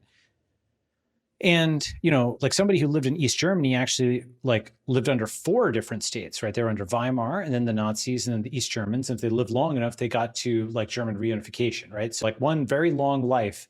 There's a good book on like My 4 Lives, somebody who lived through all 4 of those eras in Germany. If you lived like for about 80 years, you managed to make it all the way through, okay? World War and communism and so on. And so when you understand the difference between the nation and the state, you can actually start like decoding certain amazing things. So for example, the United Nations, is actually best not thought of as the United Nations, it's best thought of as the selected states. Why? Because there's 193 countries in the United Nations, but as the president of Kazakhstan recently acknowledged, if all the stateless nations, if all the Catalonians and Basques and Kurds and Armenians and so on and so forth, if all of them got their own states, he said there'd be 600 or 700 countries in the United Nations. So that's another interesting term, the stateless nation. Oh, okay. That like to sometimes understand what something is, you need to understand what it is not, and ideally something that's just on the boundary. It's like math, right? You have a definition and you probe that definition with something that has like 4 of the properties, but not the 5th, and then you can often get very interesting objects that are close, but not the same thing. And you only understand something when you understand the decision boundary for what is inside and outside the set. Yeah. And so when you see this, you realize, okay, a nation state, it's supposed to be, and this was the original concept, there's a group of people of common descent, and then they have the right to self-determination, meaning a government over them. That's what it used to be. Now, it actually turns out today, there's actually arguably relatively few countries in the world that satisfy the nation state definition. Japan does, Israel does, arguably, but China and India are a little different. They're more like civilization states because they're so big. They actually have multiple nationalities under them, right? India has Gujaratis and Tamilians and Malayalam, all these different ethnicities. China is actually 90-something% Han, so you can argue it's like one ethnic group, but they also do have like 10%, still like 100 million people from various other different ethnic groups. There is a feedback effect here because the state can actually homogenize and create a nation. For example, at the time of the French Revolution, Hobsbawm mentions that only a small percentage of what we think of as France today spoke French. They spoke other dialects of other things at that time. And then the revolutionary administration, revolutionary France, and its descendants basically smoothed all of that out into like the French of the Académie Française eventually, and that's why they're so prescriptive about it. They just homogenize this whole area. So France is a social construct. So is Italy. Garibaldi united it. So is Germany. Bismarck united it. And so essentially, in the language of like private equity or something, these roll-ups occurred where all these little principalities and city-states were all like rolled up into like these giant empires that we call France and Germany and Italy. And there's fragments, small fragments of the old world that survive to the present day. Do you know what San Marino is? Small country off the coast in Italy, though. It's probably the smallest principality in the world, right? Yeah, something like that. Exactly. I'm not sure it's the very smallest, but it's one of the smallest. It's like 30,000 people or something like that. Okay. And you look at it and you're like, why is this, a quote country? I don't understand. And the answer is that like it sheltered Garibaldi when he was like unifying Italy. And so he like spared it and like guaranteed sovereignty. And it managed to kind of just keep that all the way to the present day. So it's like this duck-billed platypus, this missing link that tells us what the old world used to look like. Okay. The thing is that there used to be lots and lots of these city-states, but they didn't have the defense capabilities to stand up against these nation states. So you teamed up into these large units, right? I mean, German nationalism and the whole German question arose in part as a result of all of the, of Napoleon and all the invasions. Like the Germans had to team up or else the French, were going to stomp them. That was actually what, a big part of the 1800s was about, right? And in more recent history, the Indians and the Chinese have, within living memory, basically unified their respective billion people, right? India, as you're probably aware, maybe some of your viewers aren't aware, they have both like, they have essentially 2 independence days, right? They have Republic Day and they have Independence Day, right? And the difference is there's a difference between the independence from the British and the fusion of the 562 princely states that made up India at the time of independence from the British into the Indian Union, right? So you're like, wait a second, the princely states. I've realized that this is something that people in India know, but that most people outside India don't know even existed. Do you know about the princely states? Yeah. Yeah. I spent a long time in India. Yeah. Okay. Why don't you talk about it? Because I'll keep going. Go ahead. The history of India was, in fact, it was never one unified country. They were either tribal or principalities or kingdoms, and split, and also religious ideologies. Everything was split. And all of the history of India is not India as a nation. It's the history of the ruling factors, who grew, who didn't, the Guptas, all of these people that moved around the state. And the most famous of all, even though they're probably the least significant, were the Rajasthani kings, because that's what we know, because that's where you go on holiday and you go to Udaipur and Jaipur and that kind of stuff. But yeah, that's right. And they were all, the Brits kind of gave them fake power. So they said, well, you are monarchs like our monarch, and therefore you can meet the king when he comes and this kind of stuff. But they basically took their power away. And then the Indian state took all of their land away as well, essentially, and all of their money and all of their power. Yeah, exactly. It was a complicated process, but they did a bunch of deals with them, and they're like, okay, we're doing a deal with all the guys surrounding you, and if you don't join the Indian Union, we're going to roll you up too. Very similar to like the, plata y plomo deal that, was offered to lots of the city-states in Europe, right? Silver or lead, right? Point is that that unification of India is something that happened within living memory. If you're 80 something, people are actually around for when, like they were 7 or 10 or something like that at the time that that happened, right? So just slipping out of living memory. And so China also, I think it's very much a retcon, but like within China, Mao was 3 parts good and, like 7 parts good and 3 parts bad. It's about as negative as they can afford to be, with the pretense that the Communist Party was continuous. What actually happened is Deng Xiaoping ran a coup against Mao in the 70s and turned the whole thing around and changed it. But he kept the logo, right? He kept the branding in our terminology because, he wanted to preserve the illusion of continuity, since there had been so much chaos and so much revolution and so on in China. They didn't want yet another one, didn't want to change the flag. He wanted everybody to think it was the same thing. And he just reinterpreted it to be like communism is whatever, Deng says it is. That's kind of the same thing we were talking about earlier. Universalism, particularism in the guise of universalism. Anyway, point is, both those two things were just unified as of recently. And the state has tried to essentially equate itself with the nation, and to varying levels of success. I think very high level of success in actually both of these regions. Nationalism is a big thing. These are two cultures that are very much on the rise, right? And this is why, the sovereign individual thesis, which I think is important, has a lot of qualifiers, because I think the future is a centralized East and a decentralized West. The Sinic and Dharmic civilizations are on the rise, and like the Abrahamic civilizations are broadly in decline.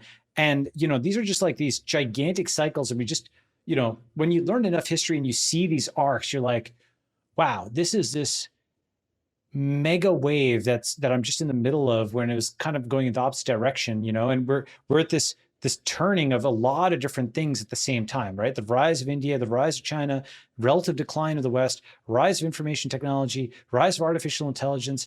It's like actually kind of insane how many different things are like flipping at the same time. It's like a quick side question to that is, can the Sinic conglomeration of people actually rise with an aging population? Great question. So you're probably talking about like Zihon's type arguments and so on and so forth, right? So, well, yes. I mean, I study a lot of demographics, and I understand that demographics can be solved by technology.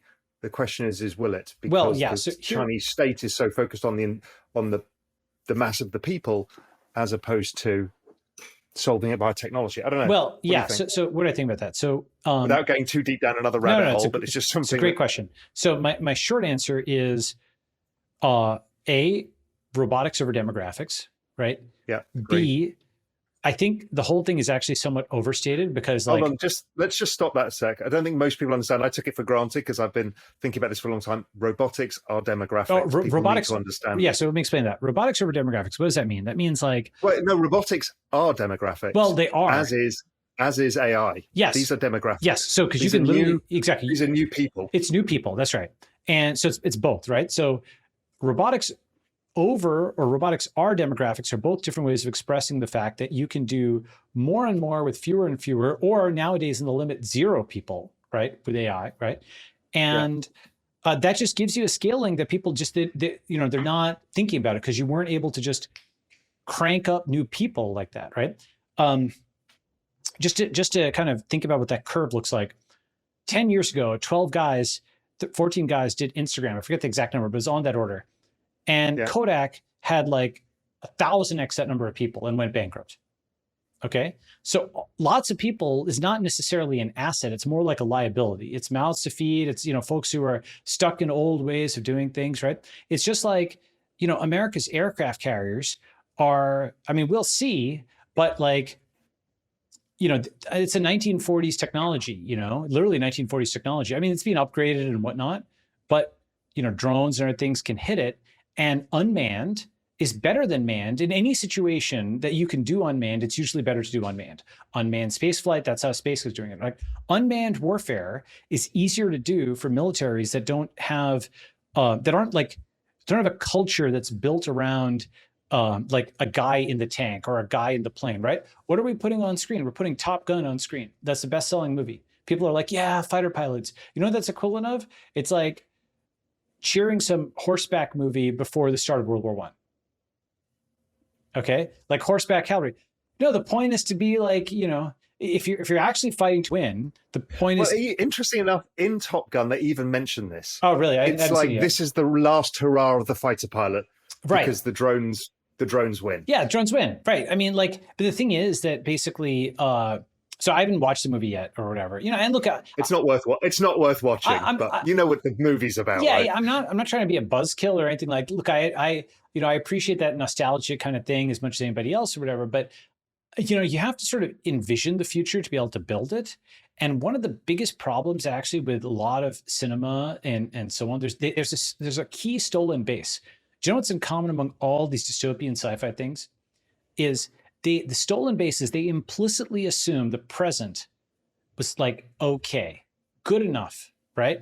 And some tech guy, whether it's like Miles Dyson from Terminator, or it's like, the evil scientist is unnamed in Gattaca, but the technology is like, there's some tech guy who came in, Black Mirrored it all up, okay, and disturbed our Garden of Eden. It's like literally the Christian fall. We had this sort of Edenic present. It was okay, it was fine. And now it's screwed up, right?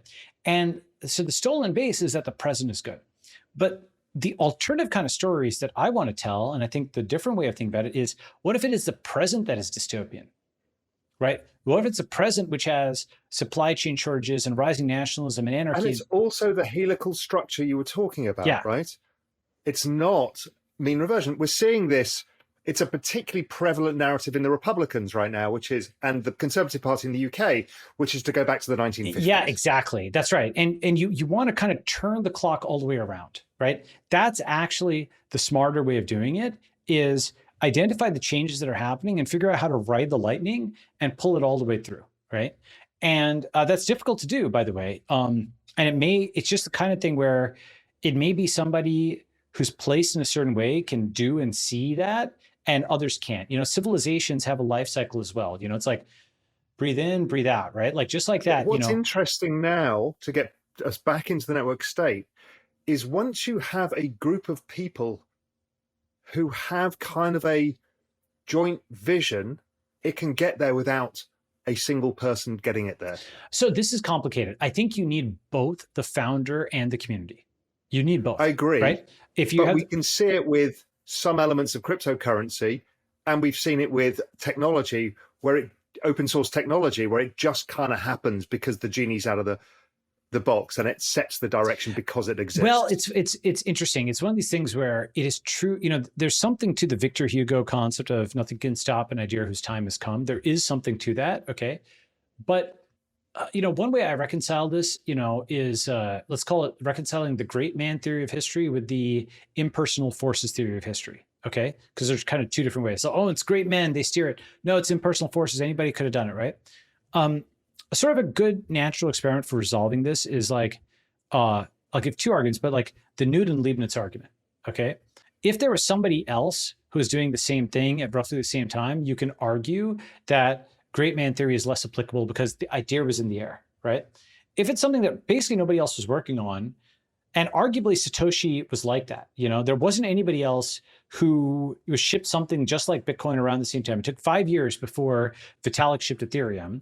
And he was certainly, he's, amazing and deserves all the credit, but it was inspired by Satoshi's work, right? And would not have happened without Satoshi's work. So it's not like there were lots of other people working on it. So the way I'm thinking about it is, the way I integrate the impersonal forces of history and the great man theory is the tech tree model from like civilization, okay? There's all these things that are known, okay? Let's call that our knowledge base. And that's like the base of the tree. And then you can decide to extend it in this direction or this direction, like the branches. As an individual, you can go to one of these branches and you push the frontier forward on that branch. You see what I'm saying? So that has room for both structural constraints, right?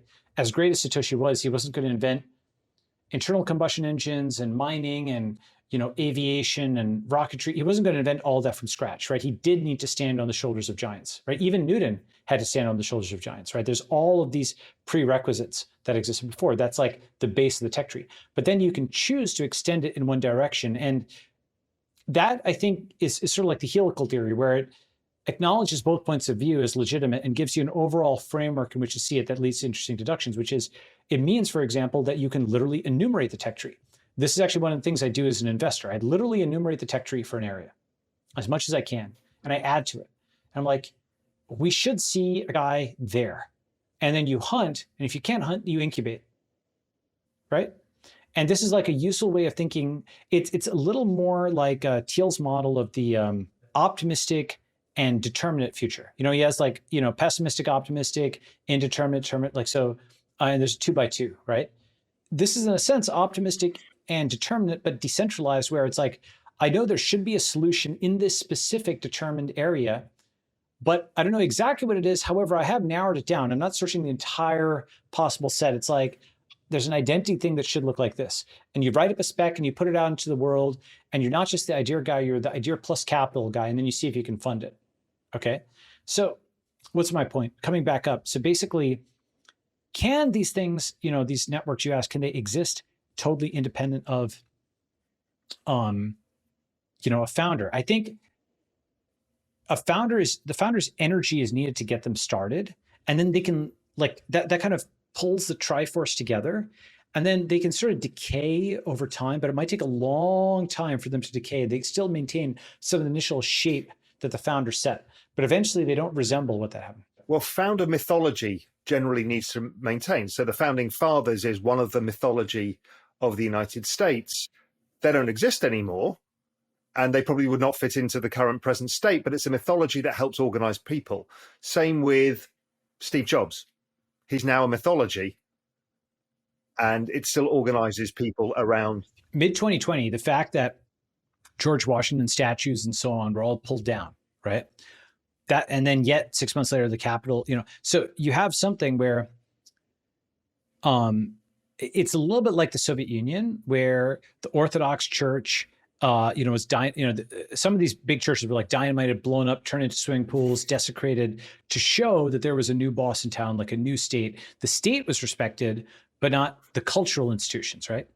That's very common, right? Almost every civilization does this. Yes, at some point, that's right. But the thing is that when you do that, you're cutting ties with a huge part of what your society thinks they had signed on for, right? So that gets to your other remark, right? You talked about freedom, right? This is the emerging, that blue and red cluster that we saw there in that graph, right? The emerging second cluster, which is not emerging, but like a lot of things coming together. It is Bitcoin maximalist plus, very stridently anti-lockdown and anti-vax, plus, don't tread on me, plus pro-gun, plus this and that. Like a lot of that stuff is coming together into in a crypto-anarchist kind of worldview, right? Now, there's aspects of this that at least the words I'm sympathetic to, okay? Just like I'm actually sympathetic to some of the words that the U.S. establishment uses. Do I want equal treatment under the law? Of course I want equal treatment under the law, right? But that is very different than operationalizing it as like legitimizing riots and stuff like that, right? And in the same way, with this sort of freedom cluster, do I think that there's too much money printing? Of course. Do I think like that, non-pharmaceutical interventions and lockdowns and stuff were basically done in this destructive and hypocritical way? I do.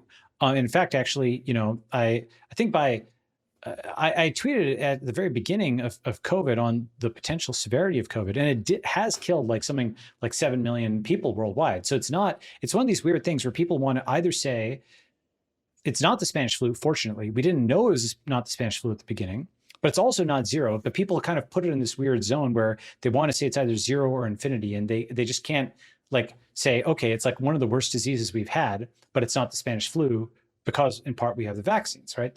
That's where I think, like a reasonable position is, which is not. But we're not allowed reasonable positions. We're not allowed reasonable positions because the problem is public health because we're thrown out of the tribe. Yeah, so exactly, right? So the thing is, it is all, you cannot talk about, I mean, the shape, the biology of a virus is simply not something that you can reason to the right answer based on being the opposite of the other team. But if we think about the reversals, just, talk about it for a second, right? During 2020, first, it was the China virus, and, it was anybody who brought attention to it in Silicon Valley and tech, you were called a racist for saying that this could be a big thing. And, oh my God, you're so paranoid, you prepper, you loser, et cetera. Like Recode ran all these series of articles, all these journos were attacking. That was in like January, February, 2020. Okay. Then when Trump basically said, I think we should, this is not a big deal. Everybody switched sides. Okay. And suddenly the press was actually extremely, I can't believe you're against COVID testing, blah, blah, blah. And then Trump was like, let's slow the testing down and so on. And then, there's a few months where it was not known how severe the thing was, okay? Because one hypothesis, by the way, is that, and if you look at the graph on Google of like coronavirus deaths, it is an exponential going up into about April 2020. And we're very lucky that if you go to like, COVID deaths, you look at global worldwide statistics, it's like an exponential going into April 2020. And then it kind of tops out at about like 6,000, 7,000-ish deaths per day, which is actually quite a lot. We're very lucky. It's just an empirical fact that it topped out there. It could very well have topped out at like 60 or 70,000 deaths per day. And that could be, and again, it's not really the conversation for it, but it could have been a function of masks and lockdowns, the hammer and the dance strategy. Yeah, but exactly. It comes with a price. So yeah, but basically, COVID's a complicated topic. Basically, the point is, it's quite possible that it hit guys like Li Wenliang, who is a healthy 30-year-old in China, okay, just because they had a bad roll of the dice immunologically. Okay, we don't know all of the immunogenomics of the COVID response yet. Okay, people are studying this. But imagine that there's some percentage of the world that has a higher, like you have a spectrum of those people who get infected first, and they're also the ones who have the highest severity cases. And so the virus burns through those at the beginning, and then it flattens out. Okay? So I'm saying it kills all the ones that are like the most susceptible, and then, right? But where it gets to, it's like, it was very much an empirical question. Anyway, point is, this is something that should have been resolved with a good public health establishment who is rational. But because they said, oh my God, you have to, they put the Grim Reaper guy on the beach with the hammer, with the sickle, and said, oh, you have to go inside. And then a week later, everybody was rioting.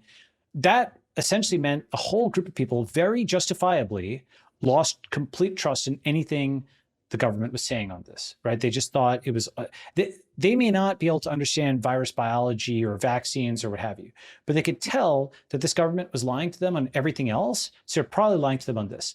And how can you argue against that without me going to like GenBank and showing like virus sequences? Like, I understand this because I've actually studied that science myself, right? And I can understand, yes, the state is actually false on 1, 2, 3, 4, and 6 out of these 7 things, but not every single one, right? Because you can actually go in and you're like an investor, you're a researcher, you're a scientist, you can diligence that. You're like, yes, they're generally untrustworthy. I completely understand where you're coming from, but I can partially trust. And this is the problem. Just to move us forwards a bit, we've got this construct that the state is less trusted, right? That's obvious everywhere. It's polarizing society because people don't know where the answer lies. But people don't want and to partially technology is trust. enabling that polarization. Well, that's the thing. People don't want to partially So, trust. They want to just either trust or not trust. And yeah, exactly. that's So what happens. how does your nation state play into this, and how's it defined? Your digital nation state. Yeah. So what happens? Basically, putting all the pieces together, people are more friendly with folks 3,000 miles away. They're closer in digital space than they are, culturally to those people who are their next door neighbors. Okay, increasingly. B, the U.S. is no longer a single nation state. Arguably, it never was, but let's say post 1950, it had kind of been fused into a nation. The Poles and the Italians and so on. Everybody was kind of like one country. Arguably, is like the most unified it had been. Okay, but now it's a binational state at a minimum. It's blue versus red. Okay, it's like literally like Sunni versus Shiite or Hutu versus Tutsi, because Democrats only marry other Democrats and Republicans only marry other Republicans. People will marry across race, but not across party. And what that means is that in one generation, ideology becomes biology. Yeah. Right. So it becomes ethnic and eventually maybe even racial or whatever if you iterate it out enough. Right. It's like Christians and Muslims, every race, can be either Christian or Muslim, but there's a boundary there, right? Yeah, I want to bring it together because I've read the book, I've followed your work for a long time, I've had a lot of similar thoughts. So it's a big leap of faith getting people to understand. I mean, because there's a huge amount, the book lays it out, and your conversations with Tim lay it out, and all of this stuff. There's a lot to this. But talk me through what the digital network state is. What is this new network state? How this idea has come and what it means? Okay, so I have a short definition, which is a network state is a highly aligned online community with a capacity for collective action that crowdfunds territory around the world and eventually gains diplomatic recognition from pre-existing states. Maybe I'm just jumping into the middle here. Sure. Why does it need a physical location? Great Because we've question. just assessed that it doesn't need it. I know humans quite like it, so they like get together. So like the crypto crowd, they love going to an event because they all get together and have physical proximity. Yes, right. So why does it need that? Well, because it's the re-centralization part, right? We have these physical jurisdictions, and we have the fact that all our friends are just scattered all over the world. It would be a massive boon to be able to re-centralize them in a physical community where we actually have root. Not San Francisco, where we did not have root, right? We didn't have root because basically there's some, terrible mayor and political system and so on. We need a from scratch territory where we can re-centralize. And then guess what? The streets are paved with self-driving cars. Every street is built from the beginning for self-driving, for example, or there's no streets and it's walkable, or it's keto kosher and there's low carb, right? Humans are still physical beings, and we can do a lot online, an amazing amount, right? The communication, a lot of the culture and stuff like that can be built online. But ultimately, to innovate in the physical world, to build real, relationships and so on and so forth, you're going to need a physical community. And so that's a re-centralization part. That's why, now, to be clear, not every one of the societies that I describe needs a physical component, but the nth version of them, the most interesting versions of them do. It's just not every company needs to become, multi-billion person scale or go public and so on, right? But some of the most interesting ones have that level of ambition. Okay. And so what I propose and I, put out in the book is essentially a 7-step plan to go from a single person with a laptop to a state in the United Nations. As crazy as that sounds. Yeah, and it doesn't sound crazy to me, but I also think there is a lot of learnings for everybody else in the rump of this, right? We don't need to follow it through to the full physical state with United Nations, right? Right. Because even at Real Vision, we think of this community and think, okay, now if we thought of ourselves as a digital state, how would we act? How would we make our state attractive? What are the organizing set of principles and rules? There's a lot of stuff that you talk about within how to organize these societies that I think is super interesting as well, because it applies to many, many things. That's right. And one big thing that I talk about, I spend a huge part of the book on it. And one thing also I should say is the book is very much a V1, right? on my own personal scale, I'm like, okay, let me get something out there and so on. There's tons of stuff I need to edit and add and whatnot. And like the V2, I think hopefully will be much improved. With that said, a big part of the book is about history. Why is it about history? Because I'm proposing certain configurations of human beings. Okay. Why am I proposing that? Where does that theory come from? Well, we have one life, but 100 billion human beings lived before us, right? And so if you study enough history, you can get a sense for other configurations of human beings. Like, for example, the ancient Greeks, democracy for them meant sortition. It wasn't election, it was sortition. They randomly just drew lots, and one guy was just, or some subgroup of people was randomly selected to be in power. This eliminated the entire campaigning. It meant that everybody in the group, had to be of high enough virtue that they could potentially be a leader. It had a lot of interesting effects. Okay, that's a system that might seem crazy to us today, but we can study what that looked like 1,000-something years ago for somebody who tried it out. Right? They tried a whole human lifetime on it. They could see what happened. Right? The point is, history gives us these experiments, 100 billion lives that we can look at. Not every one of them is documented, okay? And, I draw from, the kibbutzim, I draw from the intentional communities of the 1800s US, the so-called communistic societies that Charles Nordhoff wrote about. I draw from the experiences of Singapore's founding, Israel's founding, India's nonviolent independence, obviously, lots of things from America. How could one not? From corporate foundings and from corporate shutdowns, from, the unification of Germany, France, Italy, from, early Christianity. There's a lot of different things, different eras where you can be like, okay, that's an interesting subroutine. That's how humans behaved in this particular configuration. It's like positioning charges and then the forces act on them and they move. There's certain dynamics, right? So compacting all that together, here is a process that I propose. What's a 7-step process to go from like an individual with a computer to a country in the UN? And you don't have to go all the way. As you said, the rump has some value to it, right? So first, found a startup society, not a startup company. Okay, the difference is it's a community, not a company. The product is that someone is joining the community. That's right. The community is the center of everything. Yes. So it's community first. That's not a company. So it's a very important thing. And now there's an aspect of it which is company-like in that you're selling subscriptions. But those subscriptions are to join the community. And so the product is the people. So everything is about selective migration, just like Harvard. As I said, if Harvard is allowed to do it, if the New York Times is allowed to do it, you are allowed to do it. I grant you, I bless you with that, okay? Anything they can do, you can do. If they are very selective in their admissions, literally just copy their text word for word. They might yell at you, oh my God, you're being selective, and you just quote it back to them, and they no longer have any moral legitimacy to tell you that you cannot be selective, okay? And that selectivity is very, very important because it means you can build a culture for your organization. You found the startup society, and the second step is to this is a very high bar actually, organize it into a digital group that is capable of collective action. Okay, what do I mean by collective action? So if you have 1 million people in like a Game of Thrones group, okay, and someone puts a post out there, people are just there for recreation. Maybe 1 out of 1,000 people in that group will like thumbs up that post, okay? So you have a very, very low engagement or activation rate.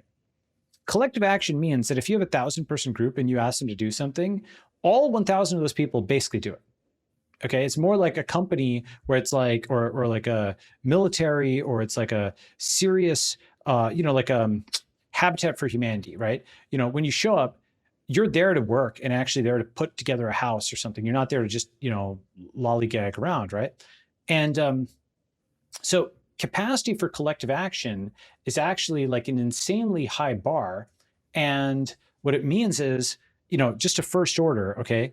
If you have a Discord and you paste it and you have 1,000 people in that Discord and you paste in a link, which is from a community member and they've got an important launch, that if you've got a true network union, which is the structure I described, that should get 1,000 likes. It should not really get less than that. Like every single person should be doing it. And if they're not doing it, then they're not part of the community, right? They're not taking it seriously. It's not part of their identity stack. It's not top of their identity stack, right? And, of course, that's like the hard ass version. You could imagine it's like 80 or 90%, okay? But you should really aim for 100%. This is something where the power comes from the engagement and the collective action and people taking it seriously. Now, the thing about that is that means this small group can punch way above their weight. They feel like a 1 million-person group online, because their engagement is so high. Okay.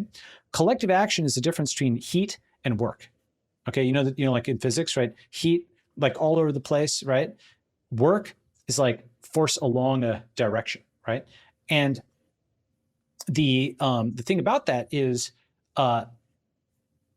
this group that is capable of collective action is it is sort of like a subreddit combined with a DAO, but those are the mechanics. You need the purpose. I talk about this a little bit later in the book, The One Commandment. If your startup company has to have a product that is differentiated from the market, like a one-line pitch, it's online file storage, but it actually works. That was Dropbox, right? There's different pitches like this, right? That key differentiation.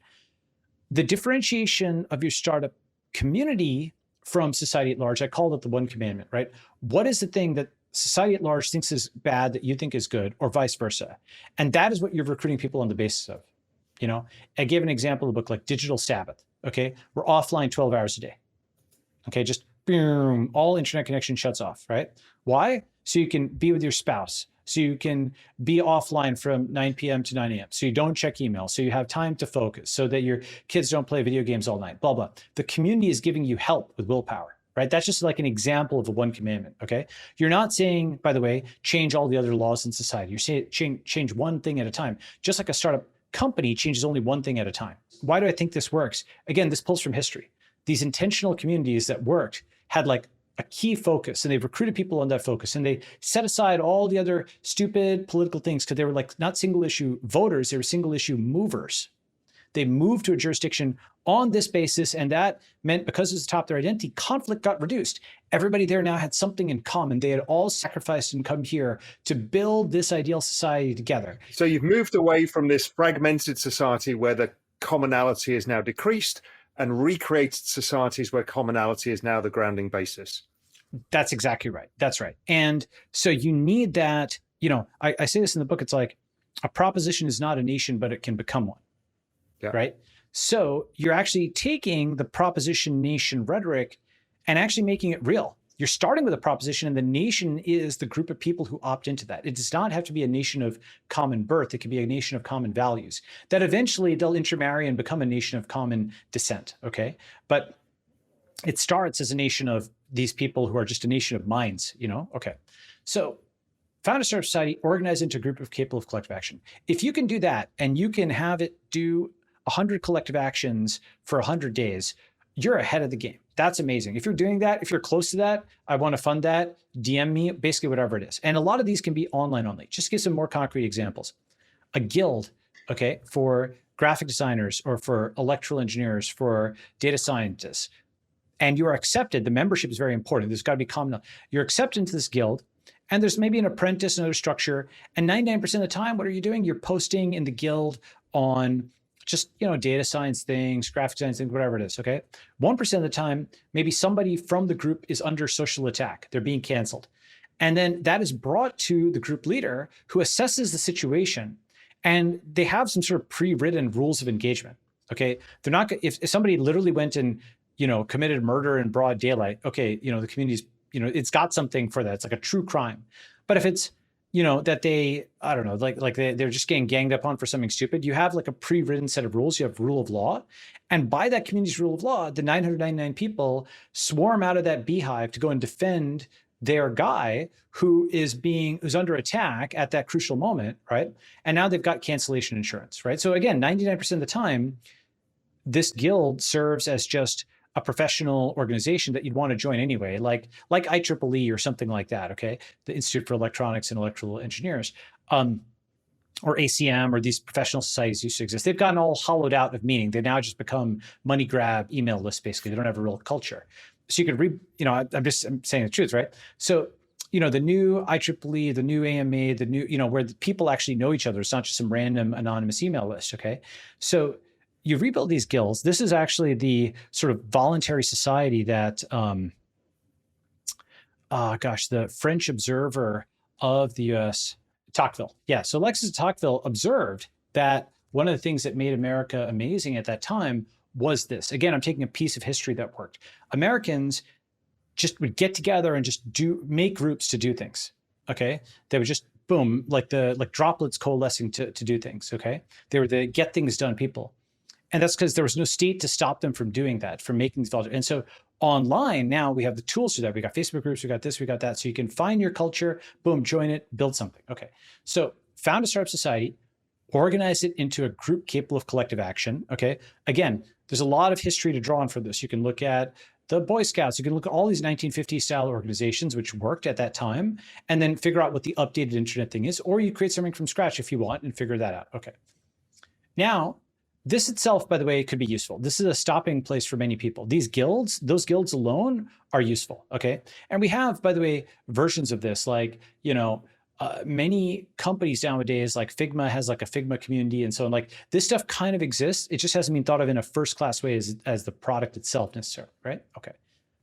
Third step, build trust offline and a crypto economy online. So you start holding in-person meetups in the physical world, okay? Because you've got your 1,000 members and you've got a map of them in the physical world.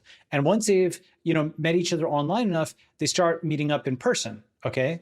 And nothing can really substitute for that. That's something which a lot of the online stuff is great. Hang out in person, I don't know, play basketball, do whatever, right? Have a dinner, go and see a movie. You start actually building peer-to-peer clusters, subclusters within these groups, right? And maybe you start having an annual or biannual conference where all the people come and meet up, okay? You don't have to have an agenda. You could have an agenda, okay? But you're starting to actually start knitting these nodes together into something. And it's not just it's not just a one-to-N broadcast. You're building a proper network, organic relationships, right? Okay. At the same time, you're building a crypto economy online because you've issued a digital currency, you've issued a digital passport or an NFT of some kind, which, like the Bored Ape Yacht Club, all the members of this hold that, and that's how they enter the organization. Now, offline, you can do really awesome things. One of the things I talk about in the book is like the use of mixed reality. Okay, so take a look at this visual. Isn't that cool? Yeah, I've seen this is starting to come really fast at us, right? So the concept is the AR world. You have an NFT, and if you have that NFT and you hold up your phone or eventually your AR glasses, you can see a glowing sigil that no one else can. The new Freemasons, the new secret societies, right? That symbol glows in the air. And it's actually really awesome. You're starting to bridge like digital login. So in an otherwise featureless building, you can see something that nobody else can on that building, which is actually pretty cool. Because you're a member of that society. You're a member of that society. And actually, one of my predictions for like when AR glasses actually happen, AR glasses are, I think, the most predictable invention since the iPhone. What are AR glasses? It's basically the combination of Snapchat spectacles, Oculus Quest, Google Glass, Apple AR Kit. You put all of that and more together into something that has the functionality and form factor of little glasses. And now what happens is, with the iPhone, like the screen of a phone, like all the buttons went away and all became programmable. All kinds of signs around the world will actually disappear. Okay? The world goes encrypted. And the reason is if you have featureless buildings, no one is going to go and break the windows. They're not provoked by anything. Okay? It's something where lots and lots of signs will just go blank, and it's just a featureless thing, and you don't even know what's there. In some sense, this already exists. But it also can be dystopian, right? So if there's aspects, so those are the untrusted type zones. Of person, you will not see a certain type of. You will see a different sign. Let's say I keep getting stopped for speeding. My signs are going to be different than your sign. Yes. There's all sorts of shit can be used here. That's right. So think of it as there's the low trust fragmented zones where basically people are, you have unmarked buildings and so on. And the high trust zones are those where people are, in a sense, unmasked, right? They are with their friends or with people they trust and so on and so forth. This is what I think the medium to long-term dynamic is there's sort of zones which are high trust, where all the people of your community which hold your crypto passport are there, and zones that are low trust, okay? So, and the scale of those is TBD, right? I think like the US may have actually like kind of weird things happening there where there's lots and lots of fragmented zones. I think China will be like one gigantic centralized thing. It just retains its centrality. I think India also remains fairly centralized. And I don't know what happens to other pieces of the rest of the world. It might be a crapshoot depending on different places. The first step was found a startup society. Second, organize into a group capable of collective action. Very high bar, right?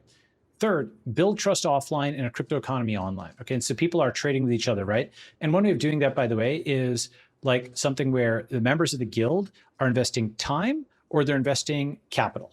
Okay, so if they're asking for a favor of other people in the guild, then you have some history of how many times they did their guild dues, right? They either liked the tweet or they they gave feedback on the product, or they edited a doc, whatever. They did some like guild task, right? So they put in labor, or they couldn't do that, so they put in capital instead, right? They put in 100 or 500, whatever the going rate is, and they bought maybe the coin of that community.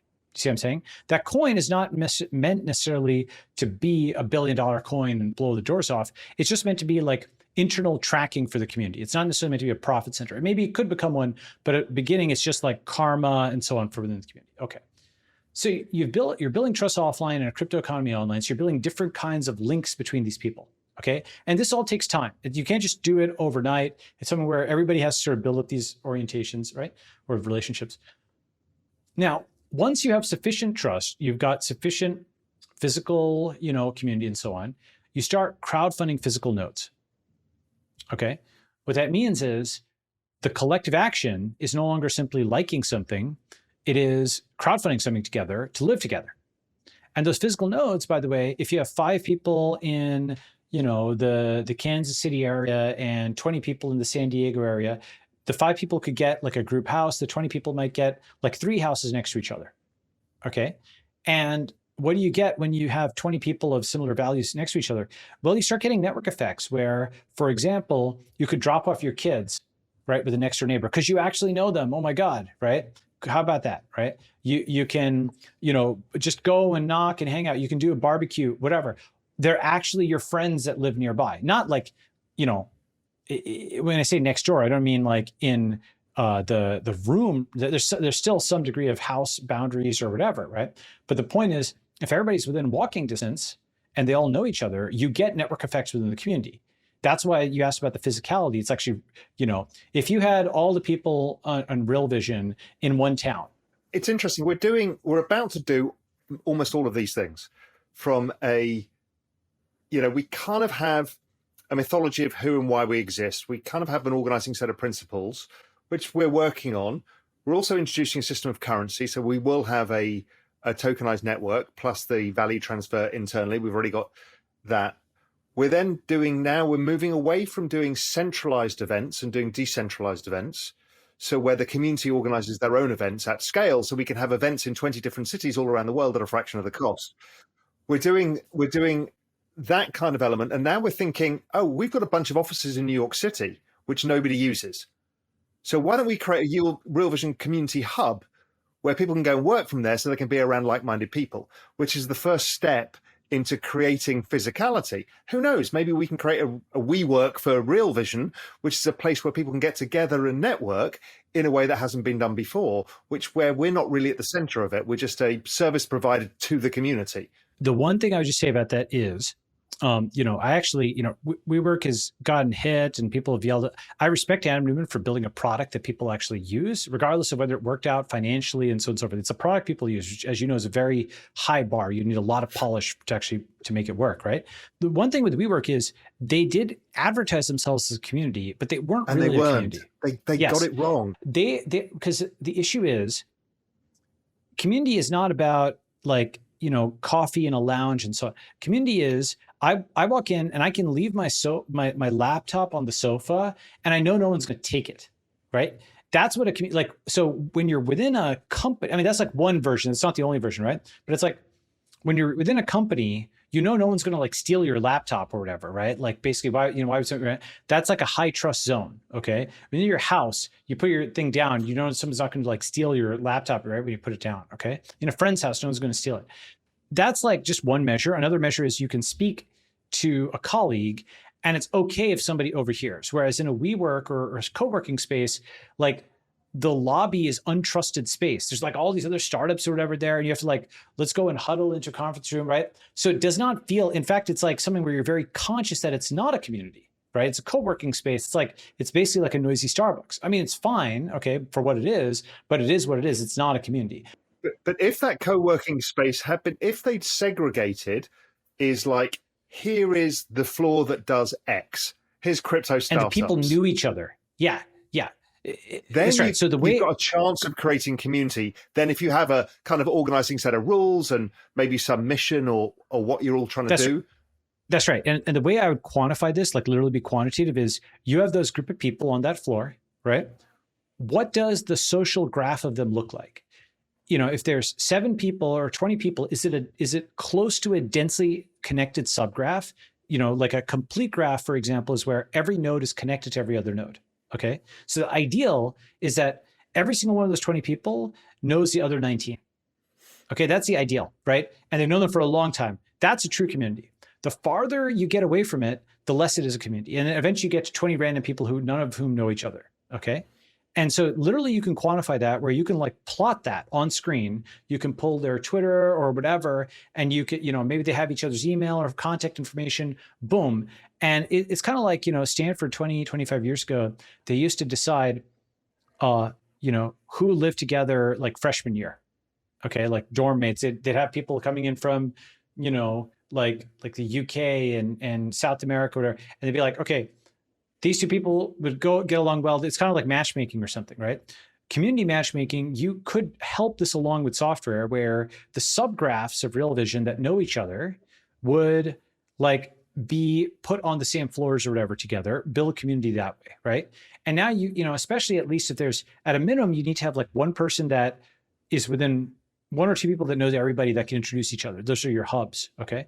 So point is, crowdfunding physical nodes would start to complete the graph, right? Completing, like the ideal is a true nation. And I give actually one of the things I do in the book, and I'm doing more in the V2, is giving quantitative definitions for things that have been very abstract in the past. I define a nation, and there's many different definitions. People define it on the basis of race or ethnicity or language or proposition. I define a nation as a connected subgraph in the social network, right? A densely connected subgraph. Okay, meaning, now what does that mean? What are the edges? The edges could be shared language, they could be shared ideas, they could be shared genetics, they could be, shared culture, shared X, shared Y. Some social network, some subgraph, this is a densely connected group that really thinks of themselves as a people. Okay, whether it's by language or ancestry or a bunch of overlapping things, as is often the case, they think of themselves as a people. Okay, and this actually, what's good about this is it encompasses lots of other definitions as sort of, you can take every definition that the philosophers have proposed and integrate it into this with a different distance metric. You see what I'm saying? And literally quantify it. So what that means is if I had Facebook, if I had access to the backend of Facebook or Twitter, I could write code that would, for certain parameter choices, spit out all the connected subgraphs on there. You see what I'm saying? Like these 3,000 people all know each other, right? These 200, you essentially have a whole list of this. Somebody did this actually, one of the most connected subgraphs is the US establishment. Oh, obviously, yeah. Okay. So it kind of brings it back to, right? And I'm sure if you went to Sina Weibo, and did that for the Chinese Communist Party, if they were public enough, that'd be a more densely connected subgraph than the rest of the country, right? Relatively speaking. Okay. So, all right. So step 1 was found a startup society. Step 2, organized into a group capable of collective action. This is the network union, which I mentioned, right? You could stop there. You could just be a guild or something.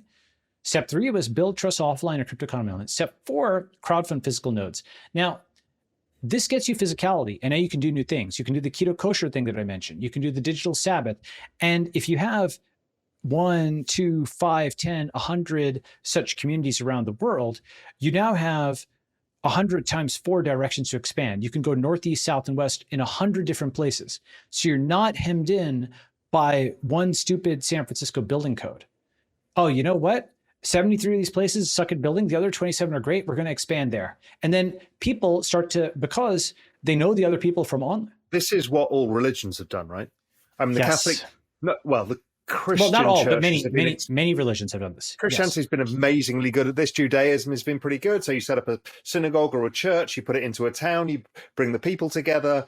there's a kind of organizing set of principles, and That's that right. creates a society. That's right. Like Chinatowns are also kind of like this, the Chinese diaspora, right? So diasporic peoples, like, international religions have been like this for a long time. So again, the 100 billion lifetimes, we're picking configurations of humans that have worked, right? In a sense, so the network state draws on configurations that have worked. Yeah, I mean, because if you look at, again, we use the various elements of Christianity or the Catholic Church, they've lasted 2,000 years. Yeah, they may not be as strong as they were, but because they were decentralized plus centralized, they weren't actually the combination of factors. Yes, they didn't need a large nation state, but they had a large physical presence spread everywhere. Right. In fact, in some ways, the Westphalian state arose in response to the Catholic Church, like the Reformation and the Protestant versus the religious wars of the early 1600s.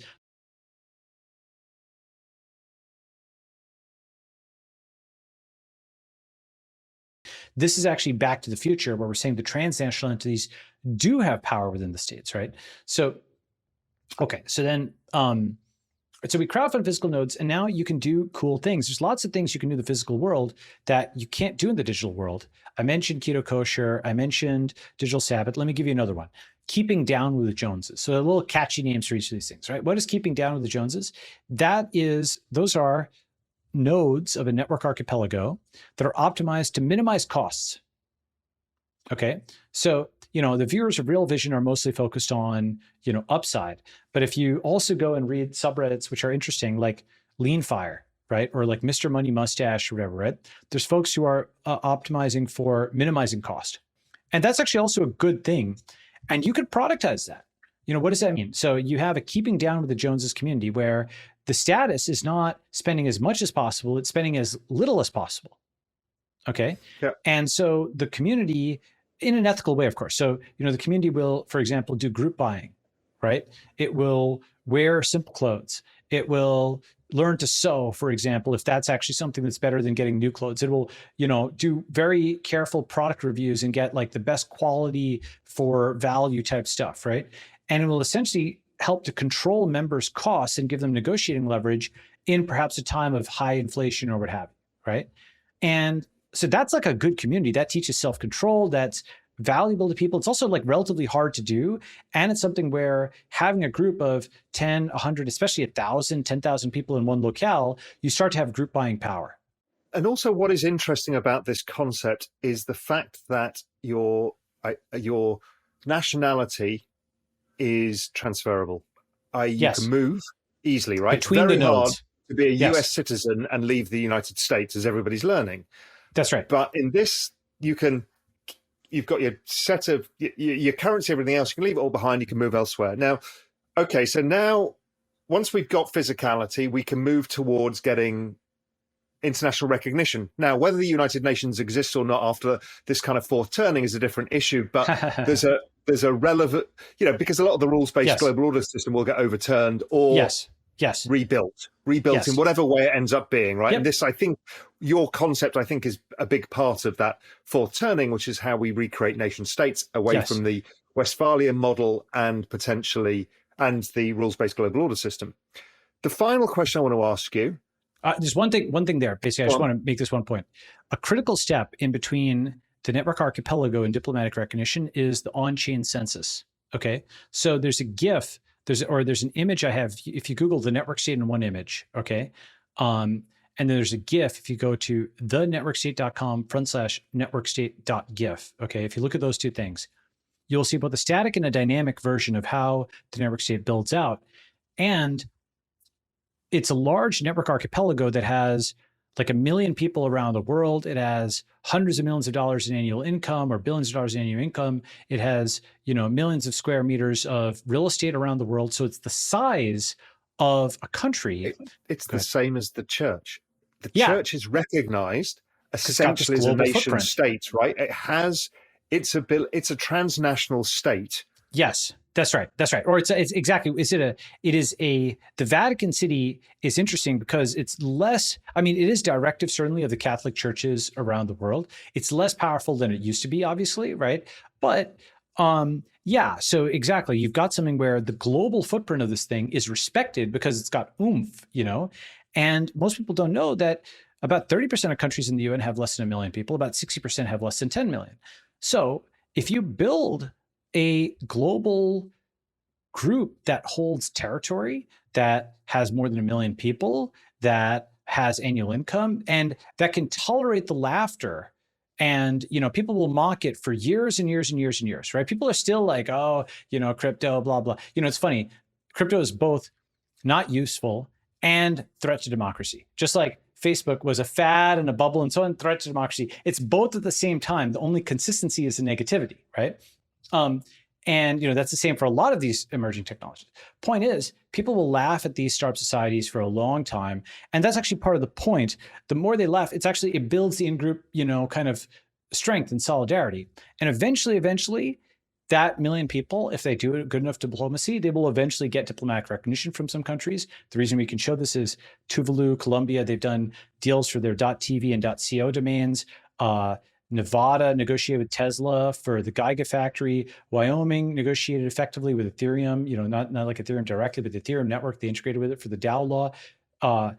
Miami's mayor takes Bitcoin. The El Salvador, government and Central African government have Bitcoin as a national currency. So we've seen these examples of sovereign and tech, like state and network relations, diplomatic relations. And so this just extends that, right?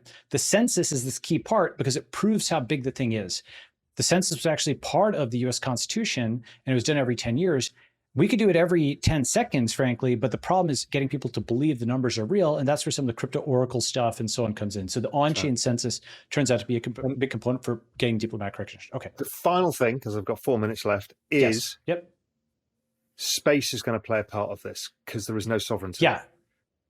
So and space I think in the people sense are of missing this. It feels like there's a sovereignty war to go on in space. Yes. Now, so not between nation states, but digital states. Yeah. The thing is, what's interesting is I actually did write about this in the book. It's like, there's 4 possibilities. There's the land, the internet, the sea, and space. And there's like 7-something billion people on land, right? There's like 4-something billion on the internet. There's, depending on how you count, let's say on the order of 2 million people on ships. At any given time. This is like 2019, so it's probably less than that now. Okay, let's say it's like because of cruise ships, all this other stuff, et cetera. But it's like definitely 1/1000. And then there's like maybe 10 people who are in space right now, right? If you include the International Space Station, right? So you go from, but it's not the number of people in space; it's the connectivity of everything in space. I agree. Down to humanity, without anybody being able to control it, because nobody owns the sovereignty over a satellite. I'm very pro space, and I think it's great, and I think we should be doing it, and I'm glad Elon is doing it. I'm glad there's space startups and so on. Just in terms of the relative maturity of the different tech stacks, the internet tech, everything I just described is totally possible with today's technology. You don't need to invent, right? And so focusing, and then even like something like seasteading, I actually think like... But that's been tried, right? Peter Thiel and a few others I don't think it's actually... So I think that it's kind of, seasteading is pre-Satoshi. Yeah, agreed. Right. So the Elon of seasteading would basically, for example, you do it with cruise ships. You would not develop new kinds of things to start with. You just go and crowdfund cruise ships, right? That's actually, so you could imagine actually getting to seasteading from a network. And they had one called The World, right? That people could live on forever. Yeah. It was like, but basically the problem is it was done without the moral thing that I talked about earlier. It didn't have the one commandment. Exactly. There was no community. That's right. But if you have, that's right. If you have a 50,000 person online community, it can crowdfund a cruise ship as one of its nodes, just like it's got a cul-de-sac and it's got, this ranch and so on and so forth. The cruise ship just adds as a node one of its properties. And, the thing is, you don't have to learn everything about a cruise ship. Cruise ships have an API. You know what that API is? It's money. Like in the sense of you can pay Royal Caribbean or something. They would love it. Probably if you booked out the entire ship for like a year, they'd go for it completely. They give you a massive scale discount. They don't have to fill every spot. It's like their economics are amazing with that. Then you don't need to learn how to pilot it. And now you've got whatever people that can fill that cruise ship is just one of your nodes moving around the map, right? So I do think you get to seasteading actually is like a subroutine of the network archipelago, right? And space is awesome and it's hard and we should work on it and fund it, but it's early, right? It's not something that, like we're at 10 people, we're at like 1969 or whatever in space. No, but I'm interested in the fact that cloud servers can be in space now. there's stuff like this that actually removes a lot of the geopolitical pressure on one of these network states, because if your servers are in space and everything's served from space, it's all gone. Balaji, listen, Yes. incredible conversation. We could have gone on for another few hours easily, but A, it's late for you, and B, we'll do it another time. Awesome. This is great. Yeah, really appreciate it. Thank you. Thank you. We hope you enjoyed the video. At Real Vision, we help you understand the complex world of finance, business, and the global economy with in-depth analysis from real experts. Join the revolution at realvision.com.